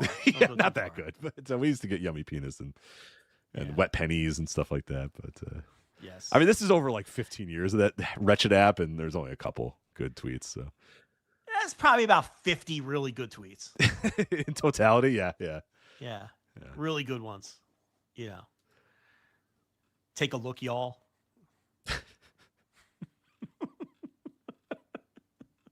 All right, so let's talk about this All Japan show that's happening actually in a couple hours here. All Japan Super Power Series. I guess I'm going to be. Are you back? Are we doing a flagship next week? Of course. Okay, you're back. Yeah, so you'll be watching this. Listen, you didn't want me to do this show, and I thought that was ridiculous. That's ridiculous. I'm going to do this show. I forget that you have children that don't want to. Well, I guess any children doesn't. When I go travel and say we were leaving on Thursday, that would mean at 2 a.m. we're getting up and we're leaving or whatever. But you have kids that are fuck that. We're gonna wake up at 10 a.m. and then we'll leave at noon or whatever. And I mean, and it's probably you too. I don't think you're a 3 a.m. wake up. I'm home right now. Why wouldn't I just do the show? I'm not away yet. Right. So just do the fucking show. Do the work. Now, you didn't have to twist my arm to get out of that Dynamite review. No, that one you gave up pretty quickly. Yeah, you didn't have to twist my arm very hard for that. Well, no. Here's how it went. You went, well, I'll be home on Wednesday, and I mean, I I mean, I guess I could do Dynamite. I'll be here. And it's like, I'll do it, Joe. You went, all right. I mean, if you want to, okay, yeah, you do that. Then yeah, it was the way you said it was, Rich, please take this, please. No. You're locked in for. Oh God, I want to get out of that so bad. I'm not helping you. Dynamite reviews. You're on your own, pal. The bane of my existence. Just that every week, I would sit down. I would do this show from my vacation. I don't mind this show. I hate that fucking Dynamite review. I loathe the Dynamite review. And it's not so much the Dynamite review. It's like that I gotta fucking watch the Dynamite. I gotta fucking. And it's like one of the most listened to things we do. So you got to bring the heat every time. You can't just be like, got to bring the heat. You can't just have a bullshit bad show because then people are going to be like, fucking Joe. Like everybody gets mailing it in, mailing in the Dynamite review. So it's got to be a good review. It's got to be thoughtful. But the problem is not even doing the review. The problem is not even watching Dynamite.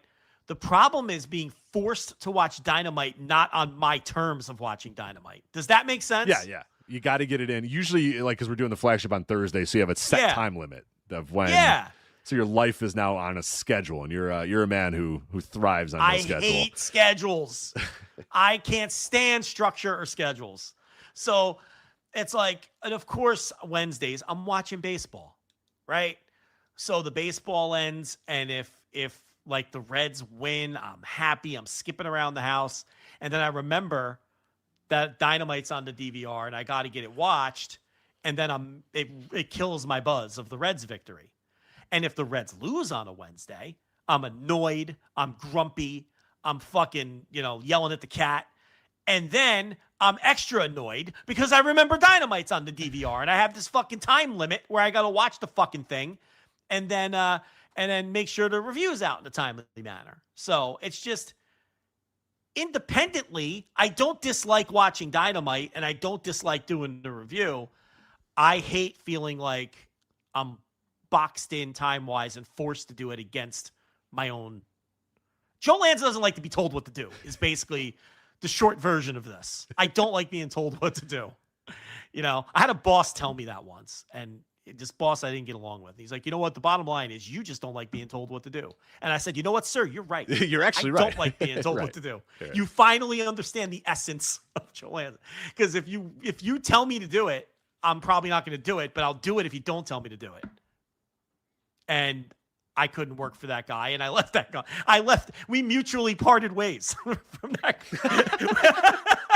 guy. Did you tearfully? I don't think you tearfully amounts that departure.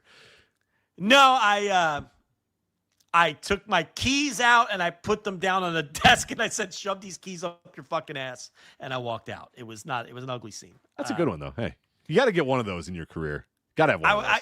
Yeah, but it's like I wish I had a more clever line than "shove these keys up your ass." Yeah. Very heat of the moment. Yeah, that's something you think about all the time in the shower, but then when the time comes, you're just like, you can take the job and shove it, and then you leave. You're like, God damn it. Take this job and shove it. And you're like, fuck, that was such a chalk-ass line. Come on. God, how did I say that? Yeah, right. take this job. You know what? Fuck you. I quit. You're like, that should have been a little more original, but... Yeah, it's no good. Take this job and shove it like you're Johnny Paycheck. Just throwing that one out there. Take this job and shove it. Oh, ain't God. Working here no more. Yeah, man. Superpower Series. All Japan. Triple Crown. Yeah, All Japan. Kento Miyahara, Hideki Suzuki. Yeah. Is this finally the time where Hideki pulls the card? He's been waiting this whole time. No, he's not. I think we're past that point. Or are we? I want him to win. Why not? Why not? I've been enjoying his work. Do we really need another long Kento Miyahara Triple Crown reign? No.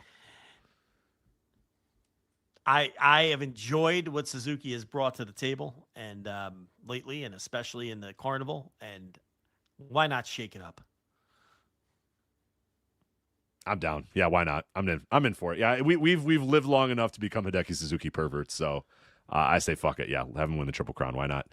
Ishin and Yoshiki Kato defending against Atsuki Aoyagi and Rising Hayato, all Asian tag team titles. So I'd imagine those titles probably go back to the All Japan team, but we'll see.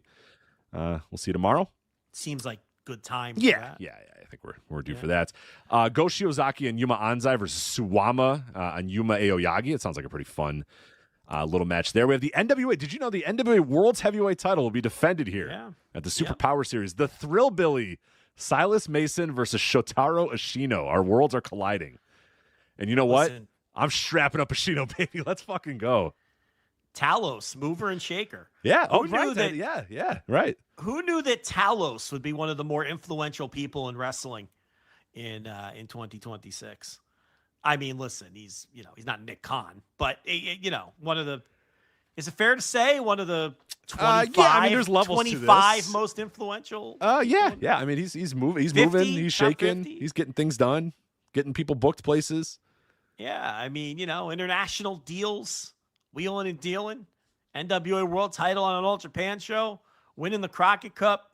So, it's a fun little wrinkle and something new for All Japan. Yeah, so it's a great. I cannot wait to watch Silas Mason versus Sharo Ashino for the NWA World Heavyweight title at the Rocks.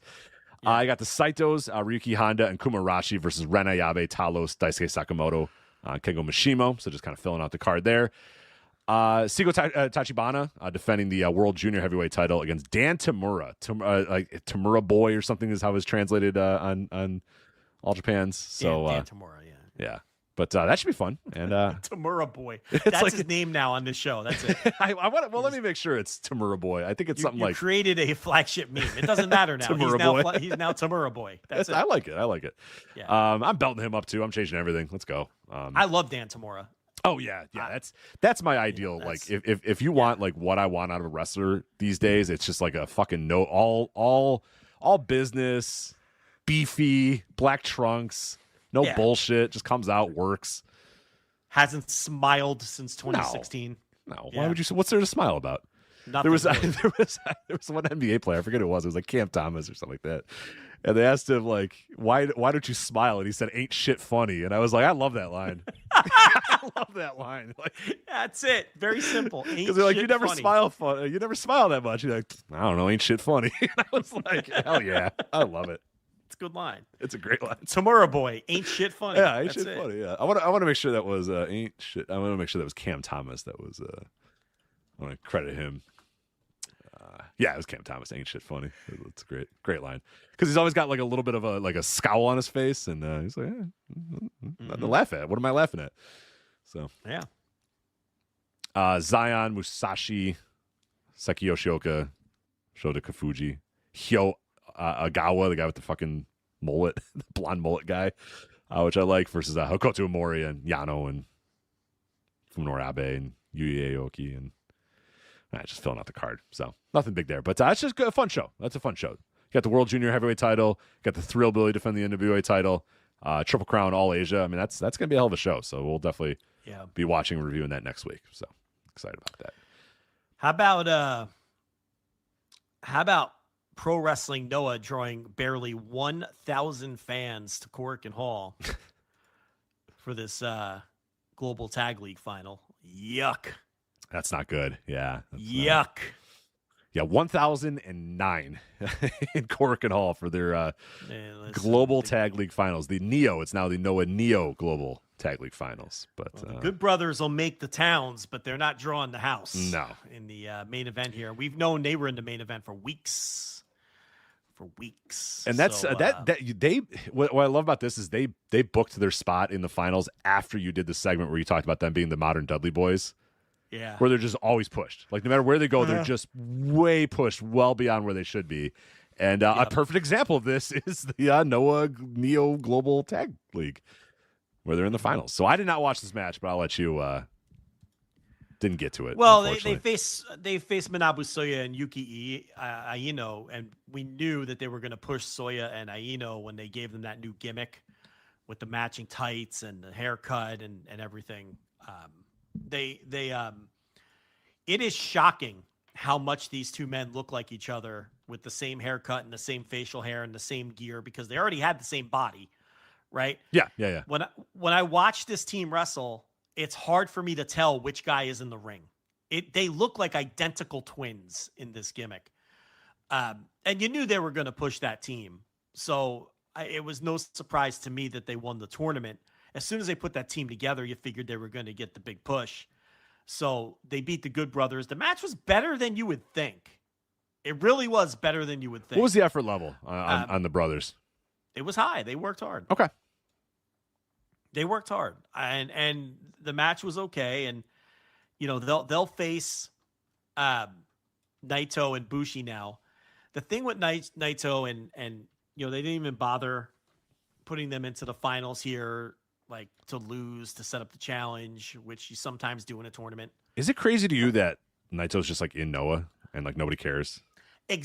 Yes. It's like the idea that he would just jump to Noah would have been preposterous, and also the biggest news like in all of wrestling at one time.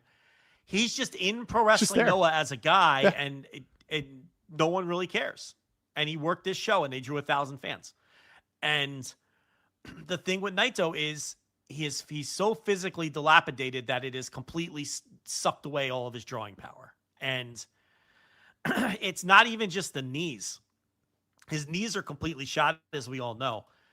I was told that his eyes are so bad that the last time he went to get the one eye corrected, what they have opted to do instead now is they took the eye that was working better and they made it worse so that his two eyes are at least equal now. Equally bad. Okay. Yes, because it was fucking him up worse to They've have done one that with good my eye. contacts. They've done that with my contacts before. I've gotten worse prescriptions in one eye because they said we can't have one eye looking great and the other, like your other eye's getting bad enough that we're going to make them both like middle bad, and then they'll adapt to how they're both. Eyes are crazy, so that's yeah. I can believe that. I could definitely believe that. So this guy's knees are shot, and he can't fucking see. It shows. It shows. He can't see. God. He's got like 60% vision or something. The guy is just fucked. Well, it explains why he cannot. Like he's awful. I mean, you watch him; he's just absolutely just terrible. He's, you know, and people just it's no one wants to watch him anymore. It's not. It's a rough situation with him, and you know, he must still need to work because he's still working. You know, and and his eyes aren't going to get any better. I mean, they can't fix his eyes anymore to the point where they're just making them bad on purpose. So, you know, at least his everyday life is, you know, less shitty as it can be. So, I don't know if this is where they just take the belts off them and bid them adieu, because I know they're obviously working here as freelancers. You know, it's an ugly situation with him, but yeah, this final wasn't that bad. And I watched the junior title match too. It was, you know, finally Team Noah gets some kind of semblance of a push, and it was Katoge and High 69, but then High 69 gets hurt on the tour, so they replaced him with Hajime Ohara for the title match. And it's a big spot for this guy who we always get mad about how he's just always relegated to the undercard. Never do anything. Yeah, I mean the whole unit, but him especially, and they just don't do anything with them. But they lost, and the match was okay, and that you know, they'll probably just put them back. It's funny because Team Noah feel like outsiders in Noah. Right. Like they're the ones that feel like they don't belong. Like they feel like invaders in their own company, because the entire promotion has moved on without them, and they're still carrying the Noah flag, literally and figuratively. They get no booking respect. They don't get pushed, and they're treated like invaders in their own company. It's just such a weird situation with those guys, and I feel bad for them. It's like through no fault of their own. They're remnants from another era, and it's probably the right thing to do to just move on. I mean, is it a big deal that you're not pushing Atsushi Katoge? I mean, no, it isn't. You know, but Shiozaki saw what was happening, and he didn't get along with people there, and he just fucking left. But he's Go Shiozaki. What the fuck? Where's Muhammad Yone going to go? Like, you know what I mean? Like, these other guys are just, they're just stuck there. Like, I get Yone, he's like 50. It doesn't matter. He's probably just happy to be drawing a check. But, these other guys, they'll be right back to the pre-show match next major show. It's just a one-time thing here. Yeah, just as like a challenger in a month. And it's just guys like Alejandro and Dragon Bane are just pushed harder than them now. That's just how it is, and they get a defense. Was that a V1? Let me double check that. I don't remember. I can't remember. Oh, yeah, V3. V3. Okay, all right. Yeah, they beat the Lycos guys in Nagoya, and they beat Kai Fujimura and Tarasuke in Korakuen Hall. I remember that one. I don't remember the Lycos one. Yes, this was a V3 for them. So, yeah, that was the Noah show. They drew with the brutal draw. And, that's terrible. It's a terrible draw for that. Especially, Ozawa, last year and a half ago, that guy was we called him the king of Korakuen for a while. And it's just like, without him, man, he's there. But, Noah, well-deserved because Noah's kind of been shitty. So, not surprised, but. Yeah, I can't be happy with that number. But anytime I see like a Noah result or I watch a Noah show and I'm just like, fucking Naito's just there. Tetsuya Naito's just on this show. He's just in Noah and nobody cares. Like that guy, 3 years ago, one of the biggest stars in Japanese wrestling. He's just fucking there in Noah. Nobody fucking cares. In wrestling. Yeah. Like in wrestling, period. Yeah. He's just there. He just comes out and I'm like, that's fucking Tetsuya Naito. And he's in Noah. It's fucked up. And then he has his bad hair and his terrible shirt and he can't wrestle and he can't run. And I'm like, oh, all right, well. Can't see. I'm like, well, I guess I understand why nobody cares. So, I didn't even realize that thing with the eye. Jesus Christ. Yeah. He must really need the money because he's God. All right. Well, that is it for us on this flagship. We will be back next week. But, Shining Wizards, how the fuck did All Japan morph into Noah talk? We stopped with the new All Japan and we moved to Noah. All what Japan are you talking about? Done, brother. What do you want us to talk about? It's a Superpower series and it's happening in like 3 hours. You want me to break down the 8-man tag opener? We were done. It's over, brother. Noah's on the run sheet there, Chief. Yeah. It didn't morph into it. It just transitioned into it. Yeah, that's the next segment. That was the next topic. Yeah, I don't know what to tell you, buddy. But anyway, back next week. Hold on. This man had no problem with the random MLW interlude in the middle of Dominion. But how dare you? These are our listeners. The All Japan segment, and then talk about Noah. These are our listeners. Yeah, that's there are people. There are people. Yeah. For better, for worse. Usually for the better. I love our people. But anyway, usually for the better. No one buries the listeners more than their own listeners. Usually for the better, he says. I usually enjoy these people. I can't say always for the better. FlagshipPatreon.com for all of our bonus content, written stuff, audio shows. Like I said, that Nikita Magnum TA show will be out pretty soon. Your Thursday Dynamite review, I will figure out a fun and interesting way to do a Thursday Dynamite review. That'll be up as well. You have Flagship Pluses, plenty of things up there for you right now at FlagshipPatreon.com. So go check that out and subscribe. We have a trial tier, $1 trial tier, a free tier, a $5 tier, and a $10 tier that unlocks everything we've ever done over there at FlagshipPatreon.com. VoicesOfWrestling.com for previews, reviews, and columns. And VoicesOfWrestling.com/Discord to make sure you join in on the conversation on our Discord. Plenty of channels talking everything in the world of wrestling and sports. It's been a blast to see the World Cup talk there. It's just been filled. I mean, just every day people are just talking World Cup and the sports channels and stuff. So we cover basically if it's anything to talk, anything, the video games, music, wrestling, sports, it's all covered there at Discord, and people are talking about it. So voiceswrestling.com.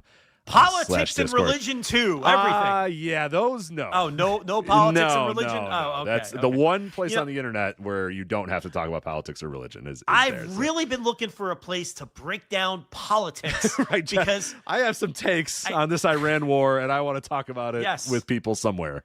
So yeah, and I can't. I'm like the John Travolta gif. I can't find a place to talk about these things. But you're telling me I can't do that at the Voices of Wrestling Discord either? No, Okay. no, not there. You can go literally anywhere else on the internet and do that, but not here. Not here. Okay. Not at Voice of Wrestling Discord. And shockingly, everyone gets along great. It's amazing how that works. We have a pretty. There's never any nastiness. Everyone just gets along. Yeah. You know, there's a method to the madness when it comes to all that. Method to the madness. Definitely. VoiceOfWrestling.com/Discord for all that. So that is it for us. That is Joe. I'm Rich. Talk to you guys next time. Take care. Bye.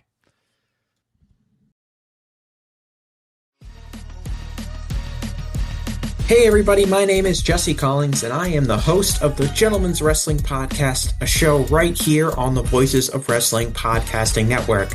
On the Gentleman's Wrestling Podcast, we take a deep look at individual issues and stories that are going on in the wrestling world. Each episode is about a different topic, and we take a thorough and educated look at things ranging from current booking trends to breakdowns on individual performers and angles to investigations into different fan cultures across the industry. In addition, we keep a close eye on the wrestling media, and as a professional journalist, I bring a unique perspective to how current issues in wrestling are being covered and discussed through the wrestling media. We have a revolving series of guests from across wrestling punditry joining us on each episode, and we hope that you make the choice to give us a listen on wherever you get your podcast from.